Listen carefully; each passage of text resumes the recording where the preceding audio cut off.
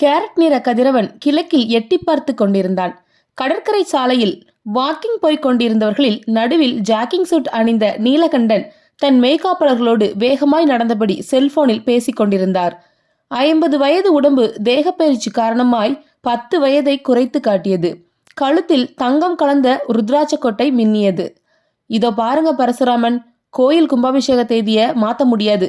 அந்த நாள் ரொம்பவும் நல்ல நாள்னு எல்லா ஜோசியரும் சொல்லியிருக்காங்க. இனிமேல் அப்படி ஒரு நாள் அமையறது ரொம்ப சிரமம்னு சொல்லியிருக்காங்க. நீங்க என்னடானா நடுவுல பூந்து உங்க வசதிக்கேற்ப கும்பாபிஷேக தேதியை மாத்துன்னு சொல்றீங்க. இது எந்த விதத்திலையும் நியாயம் இல்லைன்னு தெரியலையா? மறுமுனையில் பேசிக்கொண்டிருந்த இந்து அறநிலைத்துறை ஆணையர் கெஞ்சினார். சார், மந்திரி அந்த கோயில் கும்பாபிஷேகத்துக்கு கலந்துக்கணும்னு ரொம்பவும் ஆசைப்படுறார். பட் நீங்க கும்பாபிஷேகம் வச்சிருக்கிற தேதியில் அவருக்கு டெல்லியில் ஏதோ வேலை இருக்கிறதுனால தேதியை மாற்றி வைக்க சொல்றார். அடுத்த மாசத்துல ஏதாவது ஒரு நல்ல தேதியை பாருங்களேன். அதெல்லாம் பார்க்க முடியாது பரசுராமன். எது எந்தெந்த நேரத்தில் நடக்கணும்னு ஒரு விதிமுறை இருக்கு. அதெல்லாம் ஒரு மந்திரிக்காக மாற்ற முடியாது சார். கொஞ்சம் யோசனை பண்ணி. இதில் யோசனை பண்ண என்ன இருக்கு?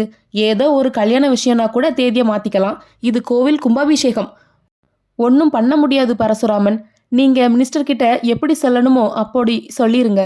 சார், வேண்டாம் பரசுராமன். காலங்காத்தால என்ன கெட்ட வார்த்தையில் பேச வச்சிடாதீங்க. செல்போனை ஆஃப் பண்ணி விட்டு வேற வேலையை ஏதாவது இருந்தா பாருங்க. செல்போனை ஆஃப் பண்ணி தனக்கு பக்கத்தில் இருந்த ஒரு மெய்காப்பாளரிடம் கொடுத்தார்.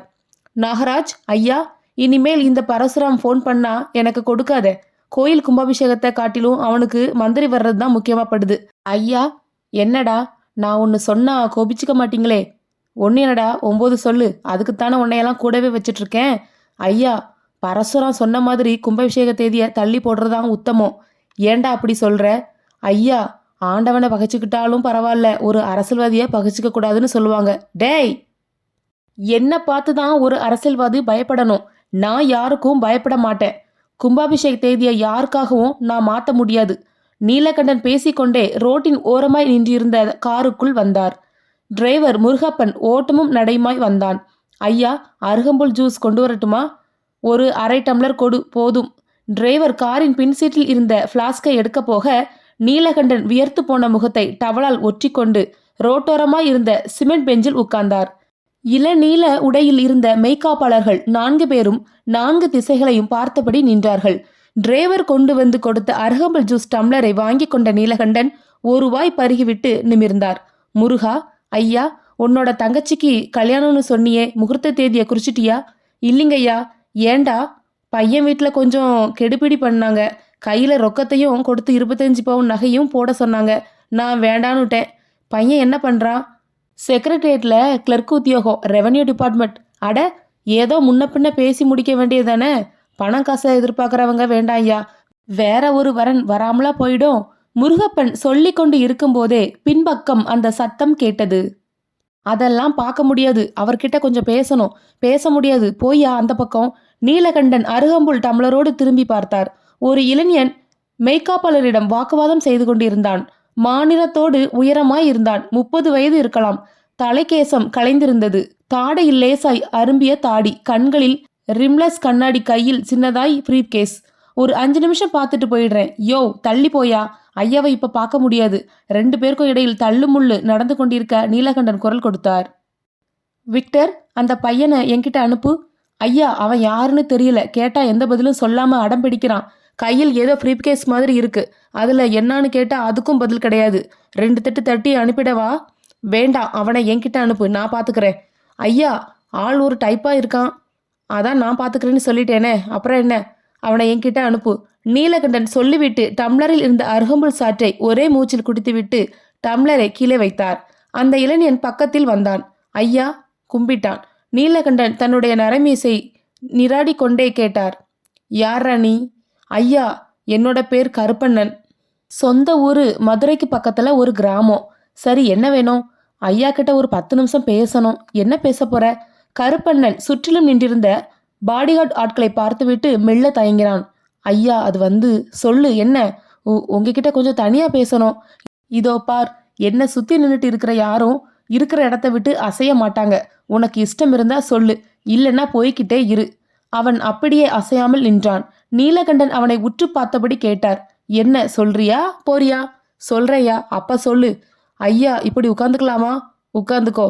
கருப்பண்ணன் தயக்கமாய் அந்த சிறிய திண்டின் மேல் உட்கார்ந்தான். குரலை தாழ்த்தி கொண்டு பேச ஆரம்பித்தான். ஐயா, உங்ககிட்ட ஒரு உதவி கேட்டு வந்திருக்கேன். என்ன உதவி? ஏதாவது பணம் காசு தேவையா? இல்லைங்கய்யா. பின்னே இந்த போட்டோவை கொஞ்சம் பாருங்கய்யா. சொன்ன கருப்பண்ணன் தன்னுடைய சட்டை பாக்கெட்டிலிருந்து ஒரு போஸ்ட் கார்டு சைஸ் போட்டோவை எடுத்து காட்டினான். நீலகண்டன் போட்டோவை வாங்கி அதில் பார்வையை போட்டார். திருமண கோலத்தில் கழுத்தில் மாலையோடு ஒரு அழகான இளைஞனும் ஒரு பெண்ணும் தெரிந்தார்கள். யார் இவங்க? ஐயா, அந்த விவரம்லாம் உங்களுக்கு வேண்டாம். இவங்களுக்கு கல்யாணமாகி ஒரு வாரம் தான் ஆகுது. இவங்க 2 பேரும் இப்போ ஹனிமூனுக்காக ஆந்திராவில் இருக்கிற ஒரு மலை வாசஸ்தலமான எர்ரங்கொண்டாக்கு போயிருக்காங்க. இன்னும் 10 நாள் அங்கேயே தங்க போறாங்க. சரி, அதுக்கு என்ன இப்போ? அந்த 10 நாளைக்குள்ள அந்த 2 பேரையும் நீங்க கொலை செய்யணும். அத்தியாயம் 2. புதுடெல்லி. ஹோட்டல் சாணக்யா இன்டர்நேஷனலின் 7வது மாடியில் 150 பேர் மட்டுமே அமரக்கூடிய அந்த சிறிய ஹாலில் அந்த செமினார் நடந்து கொண்டிருந்தது. மேடையின் பின்புலத்தில் finance crisis in America why என்ற டிஜிட்டல் போர்டு எழுத்துக்கள் லைட் வெளிச்சத்தில் பளபளத்தன. மேடையில் கருநீல ஃபுல் சூட்டில் வைஷ்ணவ் உருண்டை மைக்குக்கு முன்பாய் நின்றபடி சரளமான ஆங்கிலத்தில் பேசிக் கொண்டிருந்தான். இந்தியாவின் பல மாநிலங்களிலிருந்தும் வந்திருந்த பொருளாதார நிபுணர்கள் அவனுடைய பேச்சை கவனித்துக் கொண்டிருந்தார்கள். அமெரிக்காவில் இப்போது நடந்து கொண்டிருக்கின்ற பொருளாதார பிரளயத்துக்கு என்ன காரணம் என்பதை நாம் சற்று சிந்தித்து பார்க்க வேண்டும். கடந்த சில வருஷங்களாய் அமெரிக்க வங்கிகள் என்ன செய்து கொண்டிருந்தன? ரியல் எஸ்டேட்டில் பணம் போடு, 1 போட்டால் 100 ஆகும். பங்கு சந்தையில் பணம் போடு, 100 போட்டால் 1000 என்று போதை ஊட்டினார்கள். எல்லோரும் உட்கார்ந்து தின்றால் உழைப்பவர் யார்? எல்லோரும் வட்டி தொகையில் வாழ வேண்டுமென்றால் வட்டி கட்டுவது யார் என்ற எளிய கேள்விக்கு கூட அந்த போதை மயக்கத்தில் அமெரிக்க மக்களுக்கு உரைக்கவில்லை. இன்றோ இல்லாத வீட்டுக்கு தவணை கட்டும் ஏமாளிகளாக தெருவில் நிற்கிறார்கள் அமெரிக்க மக்கள். உழைப்பே இல்லாமல் உட்கார்ந்து தின்றவனின் உடல் சேர்ந்த கொழுப்பால் அமெரிக்காவுக்கு இப்போது நேர்ந்திருப்பது முதல் ஹார்ட் அட்டாக். அமெரிக்காவுக்கு ஹார்ட் அட்டாக் என்றவுடன் உலகத்தில் உள்ள பல நாடுகளுக்கும் வேர்த்து கொட்டுகிறது. லெமன் பிரதர்ஸ், மெரிஸ்லின்ஸ், கோல்ட்ஸ்மேன் சாக்ஸ், வாஷிங்டன் மியூச்சுவல் போன்ற வளமான நிறுவனங்கள் எல்லாம் அமெரிக்காவில் நாளொன்றாக கவிழ்ந்து கொண்டு இருக்கின்றன. அமெரிக்காவின் வங்கிகள், நிதி நிறுவனங்கள் மட்டுமின்றி ஐடி தொழில் மையமான கலிபோர்னியா மாநிலமே கவிழ்ந்து படுத்து கொண்டது. பிரைஸ் வாட்டர் ஹூப்பர்ஸ் என்ற பிரபல நிறுவனத்தின் நிதி ஆலோசகரான கார்த்திக் ராஜாராம் என்பவர் ஒரு NRI இந்தியர். அவர் தனது மனைவி, 3 குழந்தைகள், மாமியார் அனைவரையும் சுட்டு கொண்டு விட்டு தானும் தற்கொலை செய்து கொண்டார். ரியல் எஸ்டேட் சூதாட்டத்தில் அவர் குவித்த பல கோடிகள் ஒரே நாளில் காணாமல் போயின. கடனை அடைக்க முடியாமல் தவணை பணம் கட்டாததால் பறிமுதல் செய்யப்பட்ட வீடுகளின் எண்ணிக்கை 50 லட்சம் என்று அமெரிக்க நிதியமைச்சர் பால்சன் அறிவித்திருக்கிறார். அமெரிக்காவில் நேத்துள்ள இந்த பொருளாதார அவலம் நம் நாட்டில் நேர்ந்துவிடக்கூடாது. இந்த விஷயத்தில் நாம் கவனமாகவும் தெளிவாகவும் இருக்க வேண்டும். வைஷ்ணவ் தனது கருத்தை சொல்லி முடித்துவிட்டு இருக்கையை நோக்கி போக அரங்கில் கைத்தட்டல் எழுந்தது. மேலும் ஒரு அரை மணி நேரம் செமினாரில் இருந்து மீட்டிங்கை முடித்துக்கொண்டு வெளியே வந்தான் வைஷ்ணவ். பத்திரிகை நிருபர்கள் சூழ்ந்து கொண்டார்கள். ஹிந்தி, ஆங்கிலம் இரண்டிலும் கேள்விகள் பிறக்க வைஷ்ணவ் சளைக்காமல் பதிலளித்தான். அமெரிக்கா திவாலாகிவிட்டது என்று சொல்லலாமா? அப்படி சொல்லிவிட முடியாது. அமெரிக்காவின் மக்கள் தொகை 30 கோடி. இதில் 10% பேர்தான் பாதிக்கப்பட்டு இருக்கிறார்கள். அதாவது 3 கோடி பேர் பாதிக்கப்பட்டு இருக்கிறார்கள். நீங்கள் தமிழ்நாட்டில் ஒரு பெரிய தொழிலதிபர். தென்னிந்தியாவின் மான்செஸ்டர் என்று அழைக்கப்படும் கோவையில் குறிப்பிடத்தக்க ஒரு நபராக இருக்கிறீர்கள். அமெரிக்காவை பாதித்துள்ள இந்த பொருளாதார சீரழிவு இந்தியாவுக்கும் பரவுமா? வாய்ப்பு இல்லை என்றே நினைக்கிறேன். எப்படி சொல்கிறீர்கள்? அமெரிக்காவின் பொருளாதாரம் பறந்தது, உயர்ந்தது. உயரத்திலிருந்து விழும்போது அடி பலமாகத்தான் இருக்கும். இந்தியாவின் பொருளாதாரம் அப்படிப்பட்ட உயரத்தில் இல்லை. அமெரிக்காவை புரட்டி போட்டு இருக்கும் பொருளாதார சீரழிவு பல லட்சக்கணக்கான குடும்பங்களில் புயலை கிளப்பி கணவன் மனைவி உறவுகளை பாதித்து இருப்பதாக சொல்லப்படுவது உண்மையா? உண்மைதான்.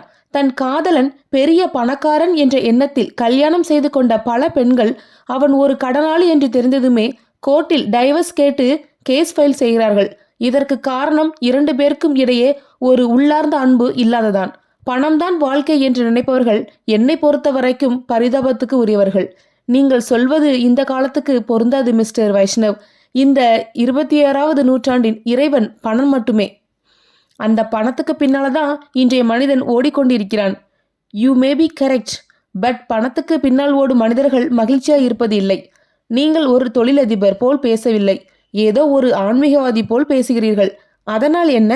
ஒரு உண்மையைத்தானே பேசியிருக்கிறேன். கேள்விகளை முடித்து கொள்ளலாமா? நான் விமான நிலையத்துக்கு இன்னும் 1 மணி நேரத்தில் போக வேண்டும். பத்திரிகை நிருபர்களை விலக்கிக் கொண்டு வைஷ்ணவ் வெளியே வந்தான். ஹோட்டலின் வரவேற்பறையில் கையில் சூட்கேஸோடு காத்திருந்த அவனுடைய பிஏ சவுந்தர் பவ்யமாய் போலாமா சார் என்றான். ஃப்ளைட்டோட டிபார்ச்சர் டயத்தை கேட்டியா? கேட்டேன் சார். என்னோட செல்போன் எங்கே? இதோ சார். தன் கோட் பாக்கெட்டிலிருந்து எடுத்து கொடுத்தான். யாராவது ஃபோன் பண்ணியிருக்காங்களா? மிஸ் சமுத்ரா 4-5 தடவை பண்ணியிருந்தாங்க சார். அப்புறம் வேற காலர்ஸ் யாரும் இல்லை சார். ஓகே என்று சொன்ன வைஷ்ணவ் செல்போனில் சமுத்ராவின் எண்களை தட்டி செவிக்கு ஒற்றினான்.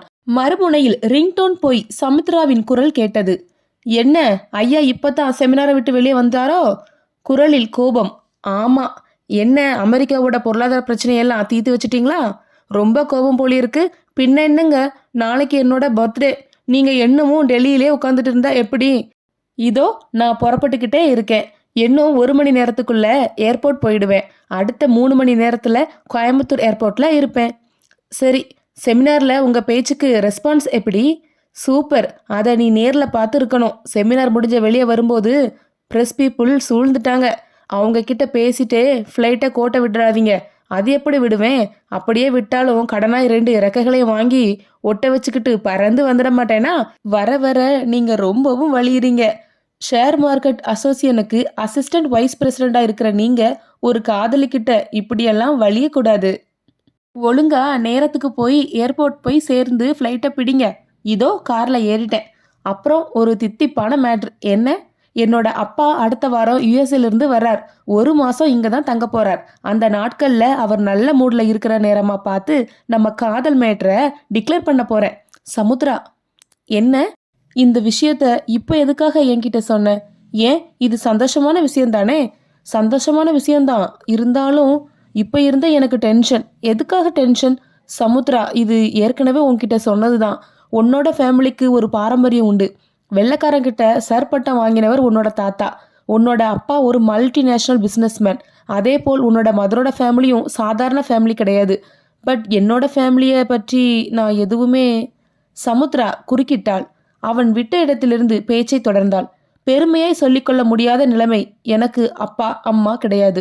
சின்ன வயசுல அவங்கள நான் இழந்துட்டதுனால ஒரு ஆர்ஃபனேஜில் தங்கி தான் படித்தேன். உறவுன்னு சொல்லிக்க யாரும் இல்லை.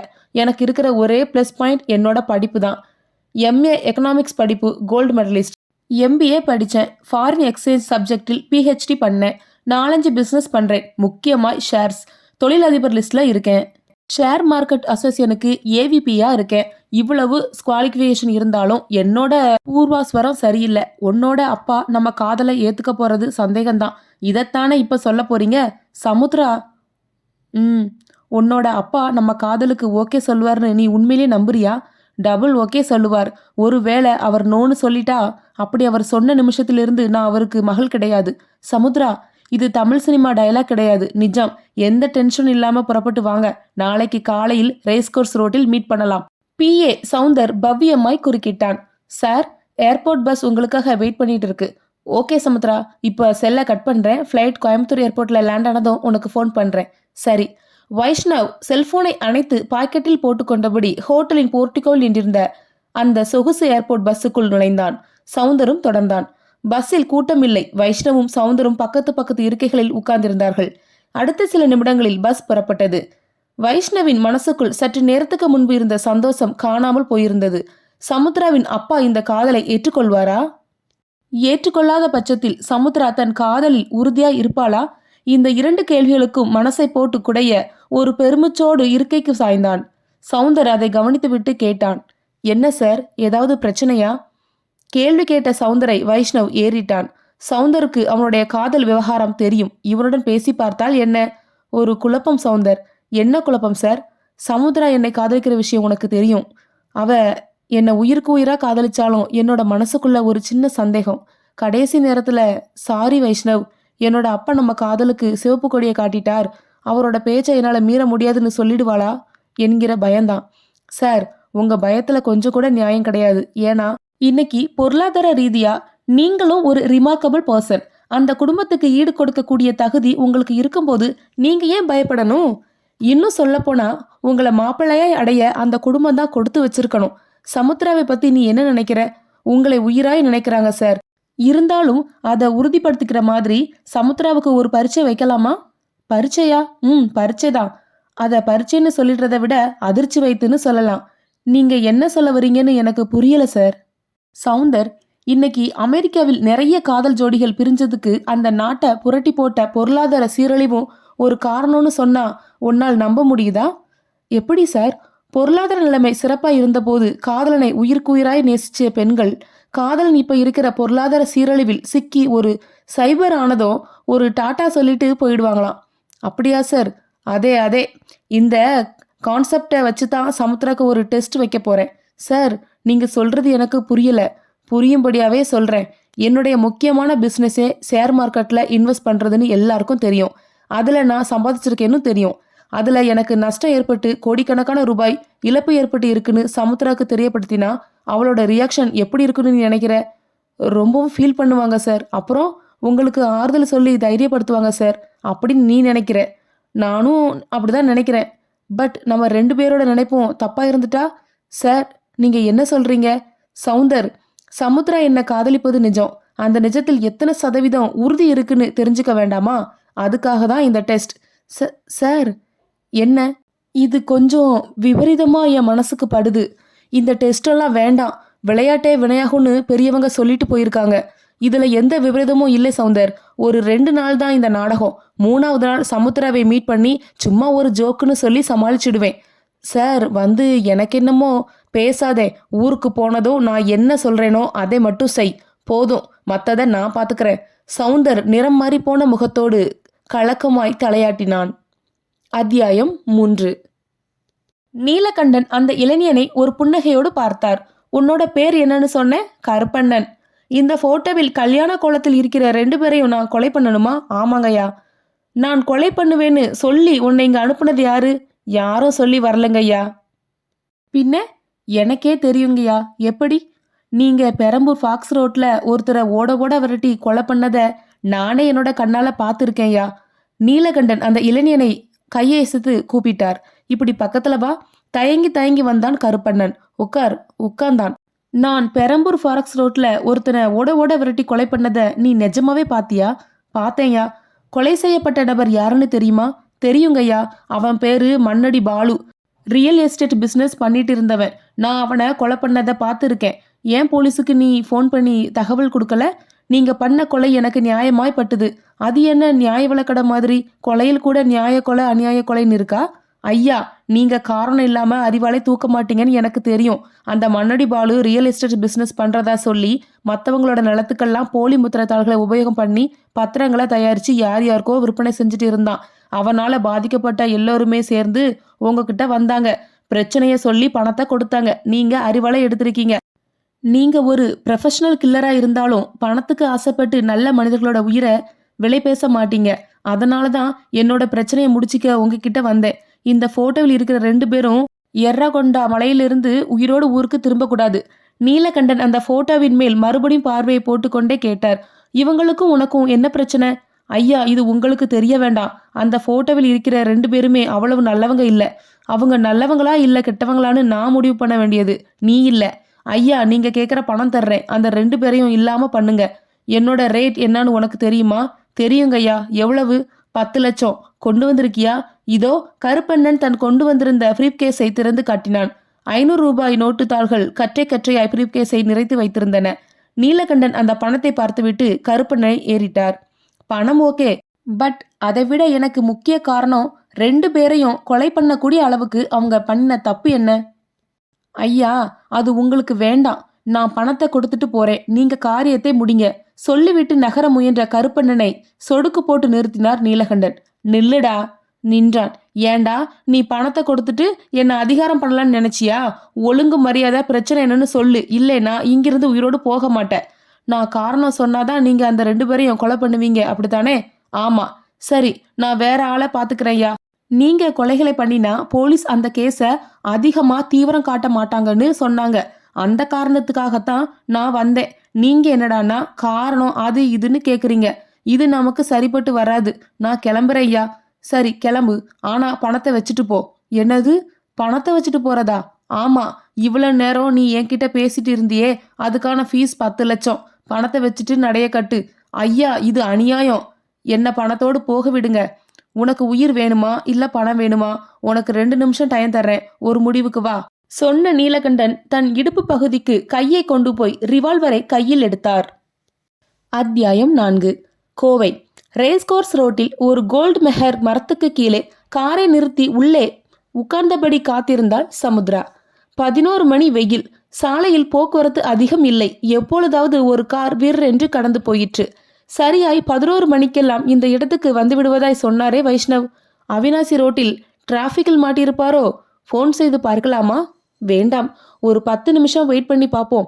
முடிவு செய்தவளாய் அந்த 10 நிமிஷத்தை கரைப்பதற்காக செல்போன் இன்பாக்ஸை ஓபன் செய்து தனக்கு வந்திருந்த மெசேஜ்களை படிக்க ஆரம்பித்தாள். அவளுடைய தோழி பிரியமதா ஒரு ஜோக்கை அனுப்பியிருந்தாள். டீச்சர், மாணவர்களே, நீங்கள் எல்லோரும் நன்றாய் படித்து நம்முடைய நாட்டிற்கு நல்ல பெயரை வாங்கி தர வேண்டும். மாணவன், ஏன் டீச்சர், நம்ம நாட்டுக்கு இந்தியாங்கிற பேரு நல்லா இல்லையா? உடம்பை நல்லா பார்த்துக்கோ. வேளா வேலைக்கு ஒழுங்கா சாப்பிடு, சரியா தூங்கு. நீ ரொம்ப வருஷம் வாழணும். நேற்று பிபிசியில் சொன்னாங்க, கொரிலா இனம் அழிஞ்சிட்டு வருதான். சாரி நண்பா. தோழி பிரியமதா அனுப்பியிருந்த SMS ஜோக்குகளுக்கு சிரித்துவிட்டு சமுத்ரா மறுபடியும் நேரம் பார்த்தாள். நேரம் 11:10. இன்னைக்கு என்னோட பிறந்த நாள்னு தெரியும். தெரிஞ்சிருந்தும் லேட் பண்ற குற்றத்துக்கு என்ன தண்டனை தரலாம்? 1 மணி நேரத்துக்கு பேசாமல் இருந்து பார்க்கலாமா? அதுதான் சரி, வரட்டும். காத்திருந்தாள் சமுத்ரா. நேரம் ஓடியது. 11:15, 11:20. சமுத்ரா பொறுமை இழந்தவளாய் செல்போனை எடுத்து வைஷ்ணவின் எண்களை தட்டினாள். சில பீப் சத்தத்திற்கு பிறகு ஒரு பெண்ணின் ரெக்கார்ட் வாய்ஸ் கேட்டது. நீங்கள் தொடர்பு கொண்ட எண் தற்பொழுது சுவிட்ச் ஆஃப் செய்யப்பட்டுள்ளது. சமுத்ரா எரிச்சலானாள். மொபைல் போனை எதற்காக ஆஃப் செய்து வைத்திருக்க வேண்டும்? மறுபடியும் முயற்சி செய்தாள். மீண்டும் அதே ரெக்கார்டட் வாய்ஸ்.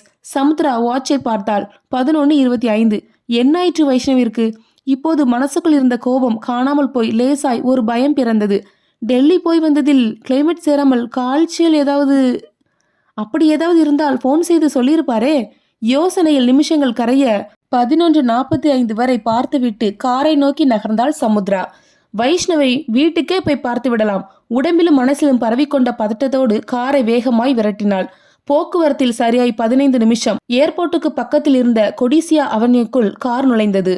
5வது குறுக்கு தெருவில் இருந்த வைஷ்ணவி பங்களாக்கு முன்பாய் காரை நிறுத்தி இறங்கிக் கொண்ட சமுத்ரா திறந்திருந்த காம்பவுண்ட் கேட்டுக்குள் நுழைந்து போர்டிகோ படிகளில் ஏறினாள். வைஷ்ணவின் PA சவுந்தர் எதிர்பட்டான். முகம் வருத்தத்தில் தோய்ந்து கண்களில் கலக்கம் தெரிந்தது. குரலில் குளறல். வாங்க மேடம். வைஷ்ணவ் உள்ள இருக்காரா? இல்ல மேடம். சார் அவசரமா ஊட்டி கிளம்பி போயிட்டார். என்னது, ஊட்டிக்கா? என்ன திடீர்னு? அது வந்து சவுந்தர், எதுக்காக இப்படி மென்னு முழுங்குறீங்க? இன்னைக்கு உங்க முகம் சரியில்லை, பேச்சும் சரியில்லை, கொஞ்சம் கூட சரியில்லை. வைஷ்ணவுக்கு என்னாச்சு? எதுக்காக அவர் திடீர்னு ஊட்டிக்கு புறப்பட்டு போயிருக்கார்? சவுந்தர் கன்னத்தை சொரிந்தபடி மௌனமாய் நிற்க சமுத்ராவுக்கு கோபம் பொங்கியது. இறைந்தாள். சொல்லுங்க Soundar, what is wrong with him? Madam, அது சார் ஒரு பெரிய மனவருத்தத்துல இருக்கார். மனவருத்தமா? எதுக்காக? அவர் பார்த்துட்டு இருந்த 2 முக்கியமான பிசினஸில் பெரிய அளவுக்கு நஷ்டம் ஏற்பட்டிருக்கு. அவர் வாங்கி முதலீடு பண்ணிட்டு இருந்த கோடிக்கணக்கான ரூபாய் மதிப்புள்ள ஷேர்ஸ் அதல பாதாளத்துக்கு போனதுனால ஹெவி லாஸ். அதனால தான் சார் அப்படியே உடைஞ்சு போயிட்டார். பிஸ்னஸ்னா லாப நஷ்டம்னு 2மே இருக்கும். அதுக்காக இடிஞ்சு போயிடுறதா? இது சாதாரண நஷ்டம் இல்லை மேடம். ஏற்பட்டிருக்கிற நஷ்டத்தை கணக்கு போட்டு பார்த்தா அவருக்கு இருக்கிற சொத்துக்களை வித்தா கூட ஈடு பண்ண முடியாது. சுருக்கமா சொல்லப்போனா இன்னைக்கு இருக்கிற நிலவரப்படி அவர் ஒரு பெரிய பூஜ்யம். இந்த நஷ்டத்திலிருந்து அவர் மீளவே முடியாது. ஓகே, நான் அவர்கிட்ட பேசணும். ஃபோன் போட்டு கொடுங்க. மேடம், ஒரு ரெக்வெஸ்ட். என்ன? சார் தனக்கு ஏற்பட்ட நஷ்டத்தை யாருக்கும் தெரியப்படுத்தாம ரகசியமா வச்சிருக்கார். யார்கிட்டையும் இதை பத்தி சொல்லக்கூடாதுன்னு எனக்கு கண்டிப்பான கட்டளையும் போட்டிருக்கார். முக்கியமா உங்களுக்கு தெரியக்கூடாதுன்னு என்கிட்ட சொன்னார். நீங்க போன்ல அவர்கிட்ட பேசும்போது அவருக்கு ஏற்பட்ட பிசினஸ் லாஸ் பத்தி எதுவுமே தெரியாது போல பேசுங்க. என்ன காட்டி கொடுத்துடாதீங்க மேடம். அவர்தான் செல்போனை சுவிட்ச் ஆஃப் பண்ணி வச்சிருக்காரே, எப்படி பேசுறது? அவர்கிட்ட வேற ஒரு செல் இருக்கு மேடம், அதுக்கு ட்ரை பண்ணுங்க, பேசுவார். சரி, நம்பர் சொல்லுங்க. சவுந்தர் எண்களை சொல்ல சமுத்ரா தன் செல்போனில் எண்களை தட்டினாள். மேடம், நான் சொன்னது ஞாபகம் இருக்கட்டும். பயப்படாதீங்க சவுந்தர். வைஷ்ணவே இந்த விஷயத்தை என்கிட்ட சொல்ற வரைக்கும் நான் தெரிஞ்ச மாதிரி காட்டிக்க மாட்டேன். இந்த மாதிரி சமயங்கள்ல அவர்கிட்ட எப்படி பேசணும்னு எனக்கு தெரியும். சொன்னவள் செல்போனின் மறுமுனையில் ரிங்டோன் கேட்டதும் காதுக்கு கொடுத்தாள். வைஷ்ணவின் ஹலோ கேட்டது. பதிலுக்கு சமுத்ரா ஹலோ என்றாள். சமுத்ரா, நீயா? உனக்கு எப்படி இந்த செல் நம்பர் கிடைச்சது? உங்க பிஏ சவுந்தர் கொடுத்தார். அவராக இஷ்டப்பட்டு தரல, நான் தான் கம்பல் பண்ணி வாங்கினேன். நீங்க ஏதோ ஒரு அவசர வேலையா ஊட்டி போயிருக்கிறதா சொன்னான். ஆமா, ஒரு எஸ்டேட் வாங்குற விஷயமாய் பார்ட்டி ஒருத்தரை பார்க்கணும். அதை என்கிட்ட சொல்லிட்டு போகலாமே. சாரி சமுத்ரா, காலையிலிருந்தே கொஞ்சம் டென்ஷன். உனக்கு 2 தடவை ஃபோன் பண்ணேன், உன்னோட ஃபோன் பிஸியா இருந்தது. பொய். நான் எதுக்கு பொய் சொல்ல போறேன்? நீ வேணும்னா உன்னோட செல்போன்ல மிஸ்டு கால் லிஸ்ட்டை பாரு, அதுல என் செல்போன் நம்பர் இருக்கும். சரி சரி, நம்புறேன். ஊட்டியிலிருந்து எப்ப ரிட்டர்ன்? இன்னைக்கே திரும்பிடுவீங்களா? இன்னைக்கே வா? நோ நோ, இது ஒரு எஸ்டேட் சேல்ஸ் சம்மந்தப்பட்ட பிரச்சனை. எப்படியும் 1 வாரம் ஆயிடும்.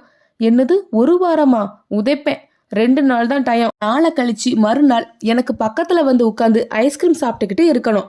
2 நாள்ல இது முடியாது சமுத்ரா. மனசு வச்சா எல்லாம் முடியும். முடியாது, முடியும். சமுத்ரா ப்ளீஸ், அடம் பிடிக்காதே.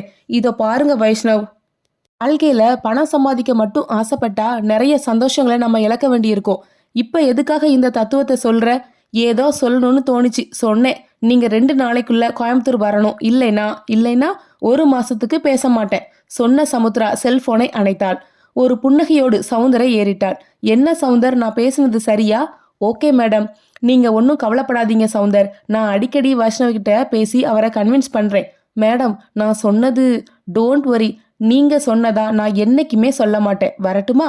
சமுத்ரா போர்ட்டிகோவில் நின்றிருந்த தன்னுடைய காருக்கு திரும்பினாள். கார் புறப்பட்டு போகும் வரை மௌனம் காத்திருந்த சவுந்தர் பின் செல்போனை எடுத்து வைஷ்ணவை தொடர்பு கொண்டான். சார், என்னாச்சு? சமுத்ராவோட ரியாக்ஷன் எப்படி இருந்தது? சார், நீங்க நினைச்ச மாதிரி அவங்க எந்த பதட்டமும் படல. பிஸ்னஸ்னா லாபமும் இருக்கும் நஷ்டமும் இருக்கும். அதுக்காக மனசை தளர விடலாமான்னு ஸ்போர்ட்டிவா பேசினாங்க. நாளைக்கு அவங்க ஃபோன் பண்ணும்போது பிஸ்னஸ் லாஸ் ஏற்பட்டது உண்மைதான், அதை சரி பண்ணிட்டேன்னு சொல்லி பிரச்சனைக்கு ஒரு முற்றுப்புள்ளி வச்சிடுங்க சார். ஓகே, பட் நாளைக்கே வேண்டாம், 2 நாள் போகட்டும். முதல்ல லாஸ் மேட்டரை சொல்கிறேன், அதுக்கப்புறம் 3 நாள் கழிச்சு பிஸ்னஸ் லாஸை சரி பண்ணிட்டதா சொல்லிடுறேன். சார், என்ன நீங்க என்னமோ இதை விளையாட்டா எடுத்து பண்ணிட்டு இருக்கீங்க. எனக்கு தான் திக்கு திக்குன்னு இருக்கு. அந்த த்ரில்லரை அனுபவிக்கத்தான் இப்படி ஒரு விளையாட்டு. நாளைக்கு சமுத்ரா ஃபோன் பண்ணும்போது நான் பேசிக்கிறேன். வைஷ்ணவ் சொல்லிவிட்டு சிரிக்க சவுந்தரும் அந்த சிரிப்பில் கலந்து கொண்டான். ஆனால் மறுநாள் சமுத்ரா ஃபோன் செய்யவில்லை. அதற்கு அடுத்த நாளும் ஃபோன் செய்யவில்லை. பொறுமை இழந்த வைஷ்ணவ் அவளுடைய செல்போனை தொடர்பு கொண்ட போது ரெக்கார்டட் வாய்ஸ் கேட்டது. நீங்கள் தொடர்பு கொண்ட எண் தற்போது உபயோகத்தில் இல்லை. அத்தியாயம் 5. நீலகண்டனின் கையில் இருந்த துப்பாக்கியை பார்த்ததும் கருப்பண்ணன் மிரண்டான், கும்பிட்டான். ஐயா, எனக்கு பணம் வேண்டாம், என்னை விட்டுடுங்க, நான் போயிடுறேன். திரும்பி பார்க்காம ஓடு. நீலகண்டன் துப்பாக்கியை அசைத்து காட்ட கருப்பண்ணன் எழுந்தான். அதே வினாடி பாடிகார்ட் விக்டர் நீலகண்டனுக்கு பக்கத்தில் வந்து நின்றான். குனிந்து அவர் காதருகே மற்றவர்களுக்கு கேட்டுவிடாத தோணியில் கிசுகிசுத்தான். ஐயா, சொல்லு. இவனை வெளியே அனுப்பாதீங்க. அனுப்பாம இவனை நம்ம இடத்துக்கு கூட்டிட்டு போயிடலாம். போய் இன்னொரு பெரிய தொகையா வருமானமா பார்த்துடலாம். எப்படி?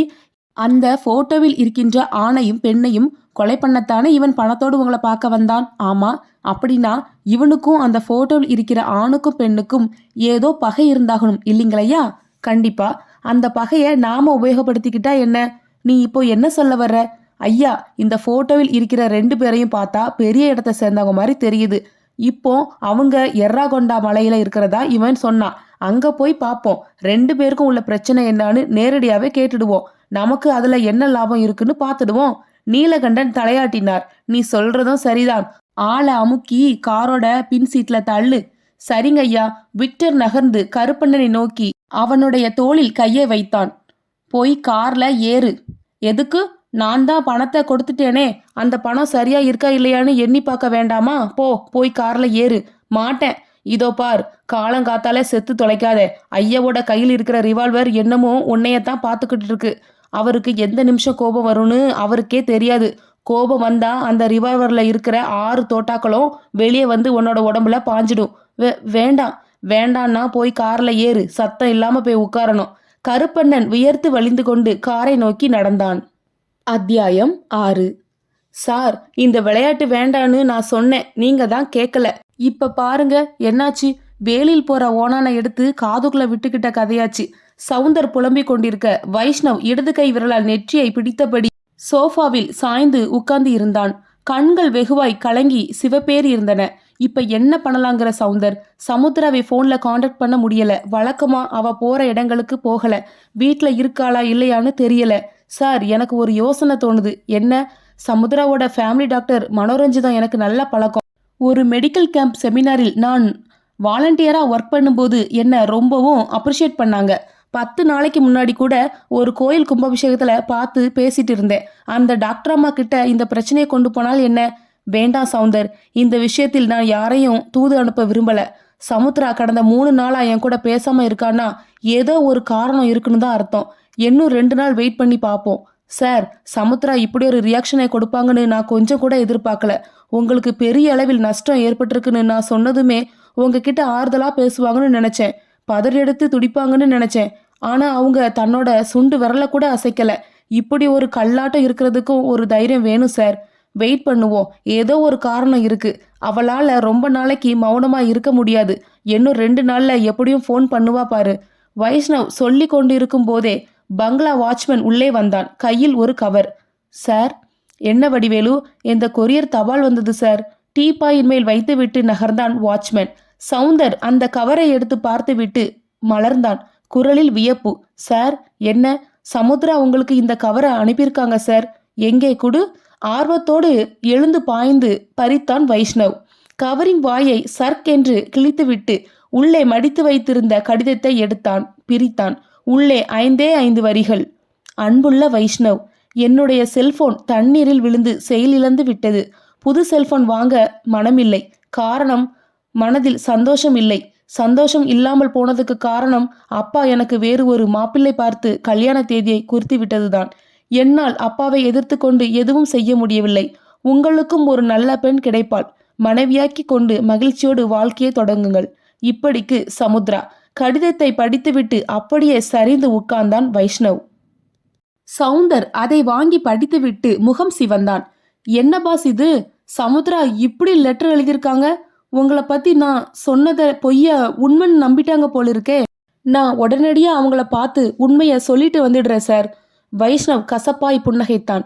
வேண்டாம் சவுந்தர், நான் பேசின ஒரு பொய் சமுத்ராவோட உண்மையான சுயரூபத்தை வெளிப்படுத்தி இருக்கு. இதிலிருந்து ஒரு உண்மை புரியுது.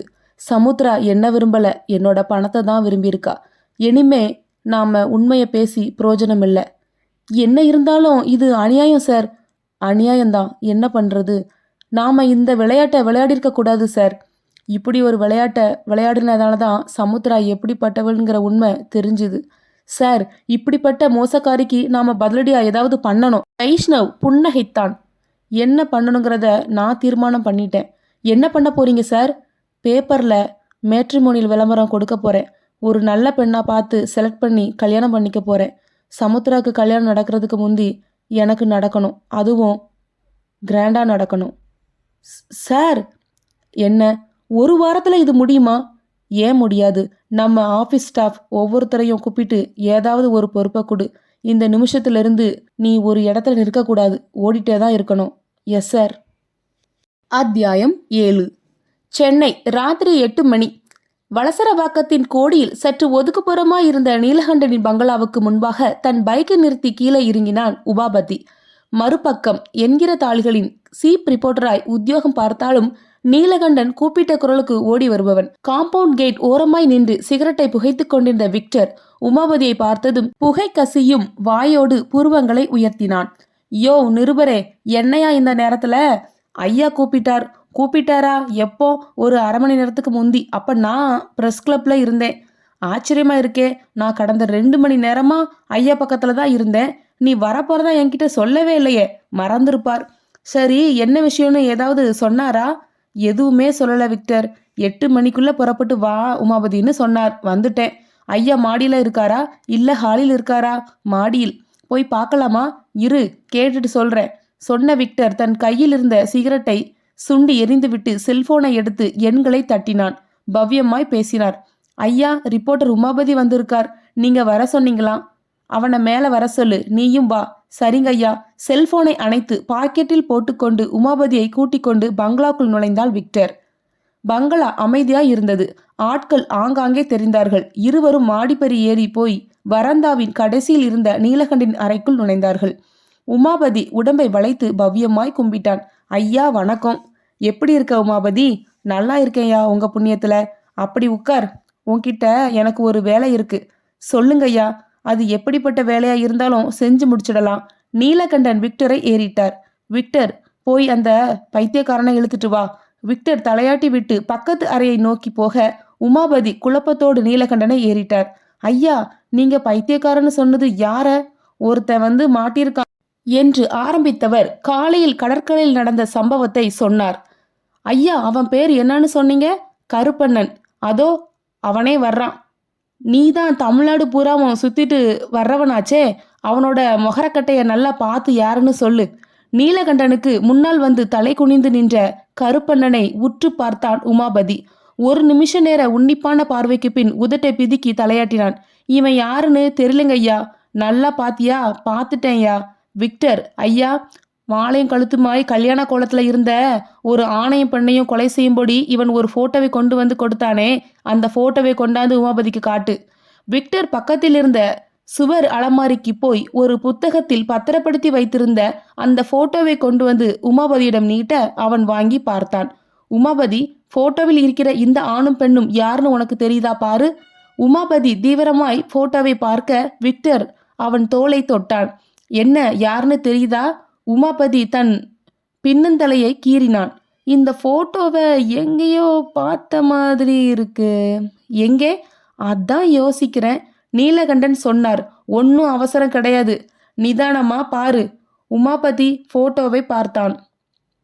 1 நிமிஷம், 2 நிமிஷம், 3வது நிமிஷத்தின் ஆரம்பத்தில் முகத்தில் பரவிக்கொண்ட சந்தோஷத்தோடு நீலகண்டனை ஏறிட்டான்.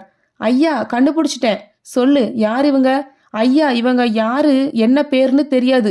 ஆனா போன வாரம் ஒரு பேப்பர்ல வாழ்க மணமக்கள்னு ஒரு வாசகம் போட்டு அந்த வாசகத்துக்கு கீழே இந்த போட்டோ பிரசுரமாய் இருந்தது. அது ஒரு அரைப்பக்க கலர் விளம்பரம். எந்த பேப்பர்? தினத்தந்தி இல்லைன்னா தினமலர். போன வாரம் பேப்பர் தானே? ஆமாங்க ஐயா. விக்டர் ஐயா, இன்னும் 1/2 மணி நேரத்துக்குள்ள அந்த பேப்பர் உங்க கையில இருக்கும். சொல்லாதே, போய் கொண்டா. அத்தியாயம் 8. இன்டர்காம் ஒலித்தது. கம்ப்யூட்டரின் மானிட்டரை பார்த்து கையில் இருந்த ஃபைலில் ஏதோ குறித்து கொண்டிருந்த சவுந்தர் ரிசீவரை எடுத்தான். மறுமுனையில் வைஷ்ணவ் பேசினான். சவுந்தர், என்னோட அறைக்கு வா. இதோ புறப்பட்டேன் சார். கம்ப்யூட்டரில் இருந்து எழுந்தான் சவுந்தர். லிப்டில் 1 நிமிஷம் பயணித்து 2வது மாடியில் இருந்த வைஷ்ணவின் அறைக்கதவை மரியாதைக்காக தட்டிவிட்டு உள்ளே நுழைந்தான். எக்ஸிகியூட்டிவ் நாற்காலிக்கு சாய்ந்து உட்கார்ந்திருந்த வைஷ்ணவ் தனக்கு எதிரே இருந்த நாற்காலியை காட்டினான். உட்கார் சவுந்தர். உட்கார்ந்தான். நீ ஒன்னும் இப்போ பிஸியா இல்லையே? இல்லை சார். கொஞ்ச நேரம் பேசலாம் இல்லையா? பேசலாம் சார். சவுந்தர், நாம கொடுத்த மேட்ரிமோனியல் விளம்பரத்துக்கு நல்ல ரெஸ்பான்ஸ். 100கணக்கான பெண்களோட போட்டோக்கள் வந்திருக்கு. நான் நேத்து ராத்திரி பூராம உட்காந்து செலக்ட் பண்ணதுல ஒரு 5 பெண்களோட போட்டோக்களும் அந்த பெண்களின் குடும்ப பின்னணியும் எனக்கு ரொம்பவும் பிடிச்சிருந்தது. அந்த 5 பெண்களில் எனக்கு யாரை செலக்ட் பண்றதுன்னு தெரியல. நீ எனக்கு கொஞ்சம் உதவி பண்ணே. நானா சார்? நீயே தான். அந்த 5 பெண்களில் யார் எனக்கு பொருத்தமா இருப்பாங்கன்னு நீ பார்த்து செலக்ட் பண்ணு. சார், நான் சொல்றேன்னு நீங்க தப்பா நினைக்க கூடாது. இல்ல, சொல்லு. இது உங்க கல்யாண விஷயம். நீங்க பார்த்து முடிவு பண்ணாதான் அது பொருத்தமா இருக்கும். இல்ல சவுந்தர், பிசினஸ் ரீதியா நீ எடுத்து சொன்ன எல்லா விஷயங்களும் எனக்கு பெரிய வெற்றியை கொடுத்துருக்கு. அதே மாதிரி என்னோட வாழ்க்கையும் வெற்றிகரமா அமைய எனக்கு மனைவியா வர வேண்டிய பெண்ணை நீ தான் தேர்வு செய்யணும். இந்தா அந்த 5 பெண்களோட போட்டோக்கள். வைஷ்ணவ் தன்னுடைய மேஜை ட்ரையரை திறந்து அந்த 5 பெண்களின் போட்டோக்களையும் பயோடேட்டாக்களையும் எடுத்து போட்டான். உனக்கு 2 மணி நேரம் அவகாசம். அதுக்குள்ள எனக்கு முடிவு வேணும். நீ பார்த்து செலக்ட் பண்ற பெண்ணைத்தான் நான் கல்யாணம் பண்ணிக்க போறேன். சார், என்ன சார்? நான் மறுபடியும் அதே சொல்றேன். நீங்க கோபப்படக்கூடாது. எதுக்கும் சமுத்திராவை ஒரு தடவை நேரில் பார்த்து பேசிட்டு அதுக்கப்புறம் ஒரு முடிவுக்கு வந்தா என்ன? எதுக்காக அவளை நேர்ல பார்க்கணும்? அவதான் நாம சொன்ன ஒரு பொய்யை நம்பி தன்னோட சுயரூபத்தை உரிச்சு காட்டிட்டாளே. இருந்தாலும் வேண்டாம் சவுந்தர். இனிமே சமுத்திரா என்னோட வாழ்க்கையில் இல்ல. இந்த 5 பேர்ல ஒருத்தி தான் என்னோட ஒய்ஃப். போய் செலக்ட் பண்ணு. அடுத்த வாரம் கல்யாணம். Yes sir. சவுந்தர் தலையாட்டி விட்டு அந்த பெண்களின் போட்டோக்களோடு எழுந்தான். அத்தியாயம் 9. சொன்னபடியே 1/2 மணி நேரத்திற்குள் விக்டர் கையில் ஒரு நாளிதழோடு வந்தான். நீலகண்டின் அறைக்குள் உற்சாகமாய் நுழைந்தபடியே சொன்னான். ஐயா, பேப்பர் கிடைச்சிட்டுது. போன வார பேப்பர் வாழ்க மணமக்கள்னு போட்டு ஒரு அரைப்பக்க விளம்பரம் வந்திருக்கு. அந்த விளம்பரத்தில் இருக்கிற போட்டோவும் கருப்பண்ண நம்ம கிட்ட கொடுத்த போட்டோவும் ஒண்ணுதான் பாருங்க. விக்டர் ஈட்டிய நாளிதழை வாங்கி பார்த்தார் நீலகண்டன். வண்ணமயமான அந்த விளம்பரம் பார்வைக்கு தட்டுப்பட்டது. வாழ்க மணமக்கள். திருவாளர் செல்வன் நரேஷ், திருநிறை செல்வி சமுத்ரா ஆகியோர் திருமணம் 5ஆம் தேதியன்று ராமகிருஷ்ணா திருமண மண்டபத்தில் சிறப்பாக நடைபெற்றது. மணமக்கள் எல்லா வளமும் நலனும் பெற்று சீரோடும் சிறப்போடும் பல்லாண்டு வாழ்க என வாழ்த்துகிறோம். இப்படிக்கு அதிகாரிகளும் ஊழியர்களும். விஸ்வேஸ்வரா கம்பெனி, கோவை. நீலகண்டனின் பார்வை பேப்பரில் இருந்து விக்டருக்கு வந்தது. இன்னைக்கு தேதி 12. கல்யாணம் நடந்தது சரியா ஒரு வாரம் தான் ஆகுது. பெண்ணோட பேர் சமுத்ரா, மாப்பிள்ளை பையன் பேர் நரேஷ். இந்த புதுமண மக்களை கொலை செய்யறதால இந்த கருப்பண்ணனுக்கு என்ன லாபம்? அவனையே கூப்பிட்டு கேட்டுலாங்கய்யா. வேண்டாம், அவன் கல்லுளி மங்க, வாயை திறக்க மாட்டான். அப்படியே திறந்தாலும் ஏதாவது பொய்ய சொல்லி வைப்பான். பின்ன என்னங்கய்யா பண்றது? இது ஒரு பெரிய இடத்து விவகாரம். கொஞ்சம் புத்திசாலித்தனத்தோட தான் நம்ம இதை டீல் பண்ணணும். ஒரு பெரிய தொகையை கண்ணில் பார்த்துடலாம். அதுக்கப்புறம் நாளைக்கு காலையில் நம்ம 2 பேரும் எர்ராங்கொண்ட மலைக்கு போகிறோம். அந்த கருப்பண்ணனையும் கூட்டிக்கிட்டு போயிடலாம். அந்த நரேஷ் சமுத்ராவை மீட் பண்ணுறோம். பண்ணி வந்து பாரு, தெரியும். அத்தியாயம் 10. சார், குரல் கேட்டு தலை நிமிர்ந்தான் வைஷ்ணவ். எதிரே சவுந்தர் நின்றிருந்தான். பார்த்து கொண்டிருந்த ஃபைலை தள்ளி வைத்து கொண்டே புன்னகைத்தான். என்ன சவுந்தர், அந்த 5 பேர்ல ஒரு பொண்ணை செலக்ட் பண்ணிட்டியா? பண்ணிட்டேன் சார். எந்த பொண்ணு? அந்த திருச்சி பொண்ணு தான் சார். ஓ, சாருமதியா? பொண்ணு எப்படி? 5 பெண்ணுங்களோட இந்த பொண்ணு கொஞ்சம் பரவாயில்ல சார். இருந்தாலும் உங்களுக்கு சரியான பேர் கிடையாது. இன்னும் கொஞ்சம் முயற்சி பண்ணினா நல்ல பொண்ணு கிடைக்கலாம். மறுபடியும் பேப்பரில் ஒரு மேட்ரிமோனி விளம்பரம் கொடுத்து பார்க்கலாமா? வேண்டாம் சவுந்தர், இன்னும் 1 வாரத்துக்குள்ள என்னோட கல்யாணம் நடந்தாகணும். இந்த சாருமதியே பேச முடி. சார், எதுக்கும் கொஞ்சம் யோசனை பண்ணி செய்யலாமே. வைஷ்ணவ் கோபமாய் நிமிர்ந்தான். சவுந்தர், நான் சொல்றது உனக்கு புரியலையா? அந்த சமுத்திராக்கு முன்னாடி என்னோட கல்யாணம் நடந்தாகணும். அந்த சாருமதியே ஃபிக்ஸ் பண்ணு. Yes sir. பொண்ணு வீட்டுக்காரங்களை ஃப்ளைட்ல புறப்பட்டு வர சொல்லு. பணம் செலவாகிறத பத்தி கவலைப்படாத. சவுந்தர் தலையாட்டி விட்டு வேகமாய் நகர்ந்தான். அத்தியாயம் 11. ஆந்திர மாநிலத்தை ஒட்டியிருந்த அந்த எர்ரங்கொண்டா மலை வாசஸ்தலம் பகல் 12 மணி நேரத்துக்கே ஐஸ் துண்ட மாதிரி ஜில்லிட்டி போயிருந்தது. கண்ணு கட்டிய தூரம் வரைக்கும் காப்பி தோட்டங்கள், யூக்கலிப்டஸ் மரங்கள், வீடுகள் சொற்பமாய் தெரிந்தன. ஒரு சிறிய கடைவீதியோடு ஊர் தன் எல்லையை முடித்து கொண்டது. ஏரியை ஒட்டியது போல் இருந்த அந்த பெரிய பங்களாவின் பால்கனில் நின்றிருந்தாள் சமுத்ரா. காதில் ஹியர்போனை மாட்டிக்கொண்டு செல்போனில் கோவையில் இருக்கும் தன் அப்பா விஸ்வேஸ்வருடன் பேசிக் கொண்டிருந்தாள். அப்பா, இங்கே பயங்கர குளிர், வெளியே போகவே பயமாயிருக்கு. என்னதான் ஸ்வெட்டர் போட்டிருந்தாலும் குளிர் எலும்புக்குள்ள ஊசி குத்துற மாதிரி பாயுது. உங்க மாப்பிள்ளை கம்பெனிக்குள்ளேயே குடித்தனம் பண்ணிட்டு இருக்கார். சமுத்ரா, சொல்லுங்கப்பா, மாப்பிள்ளையால முடியலன்னா புறப்பட்டு வந்துருங்கம்மா. சம்மர்ல எர்ராகொண்டா போலாம். ஐயோ அப்பா, உங்க மாப்பிள்ளை இந்த குளிரை ரொம்பவே என்ஜாய் பண்றார். போட்ட ஷெடியூலை விட இன்னும் 2 நாள் சேர்த்து இருந்து விட்டு போலான்னு சொல்றார். மாப்பிள்ளைக்கு பிடிச்சிருந்தா சரிம்மா. அவ்வளவு பெரிய பங்களாவில் நீங்க 2 பேர் மட்டும் இருக்கீங்க, ஜாக்கிரதை. சமயம் பார்த்து வாட்ச்மேன் வேலையை விட்டு போயிட்டான். அதான் எனக்கு கொஞ்சம் கவலையா இருக்கு. விஸ்வேஸ்வரன் சொல்ல சமுத்ரா சிரித்தாள். அப்பா, இந்த பங்களாவில் ஒரு பயமும் கிடையாது. நானும் அவரும் ஹாப்பியா இருக்கோம். ஃப்ரிட்ஜ் நிறைய வெஜிடபிள்ஸ் இருக்கு. நான் விதவிதமா சமைக்கிறது உங்க மாப்பிள்ளைக்கு ரொம்ப பிடிச்சிருக்கு. நிறைய சீடி எடுத்துட்டு வந்திருக்கோம். போர் அடிச்சா போட்டு பாத்துக்கிறோம். சமுத்ரா, என்னப்பா, எல்லாமே ஒரு கனவு மாதிரி இருக்குமா? கனவா? என்னப்பா சொல்றீங்க? ஆமாம்மா, கனவுதான். நான் வெளிநாட்டிலிருந்து வந்ததும், உன்னோட கல்யாண பேச்சை எடுத்ததும், நீ உடனே கல்யாணம் பண்ணிக்க சம்மதம் கொடுத்ததும், நான் என் நண்பரோட மகன் நரேஷ் போட்டோவை எடுத்துக்காட்டி, இந்த பையன் நியூயார்க்கில் ஒரு ஐடி கம்பெனியில் ஹெச்ஆரா இருக்கான்னு கல்யாணம் பண்ணிக்க சம்மதமானு கேட்டதும், நீ அதுக்கு எந்த மறுப்பும் சொல்லாம கல்யாணத்துக்கு சம்மதிச்சதும், கல்யாணத்தை உடனடியாக ரிஜிஸ்டர் ஆஃபீஸ் முடிச்சுக்கிட்டு ரெசிடென்சி ஹோட்டலில் ரிசப்ஷன் வச்சதும், இப்படி நடந்த சம்பவங்கள் எல்லாமே ஒரு கனவு மாதிரி இருக்கம்மா. அப்பா, இதே டைலாக்கை நீங்கள் எத்தனை வாட்டி தான் சொல்லுவீங்க? உங்களுக்கு அழுக்கவே அழுக்காதா என்ன? எது எது எந்த நேரத்தில் நடக்கணுமோ அது அது அந்த நேரத்தில் நடந்திருக்கு. இதில் ஆச்சரியப்படுறதுக்கு ஒன்றும் இல்லை. நீங்கள் எந்த டென்ஷனும் இல்லாமல் ஒரு கவலையும் படாமல் உங்கள் பிஸ்னஸ் விவகாரங்களை கவனிங்க. நாங்கள் இன்னும் இந்த எர்ராங்கொண்டாவில் 1 வாரம் இருந்துட்டு கோயம்புத்தூர் திரும்பிடுறோம்.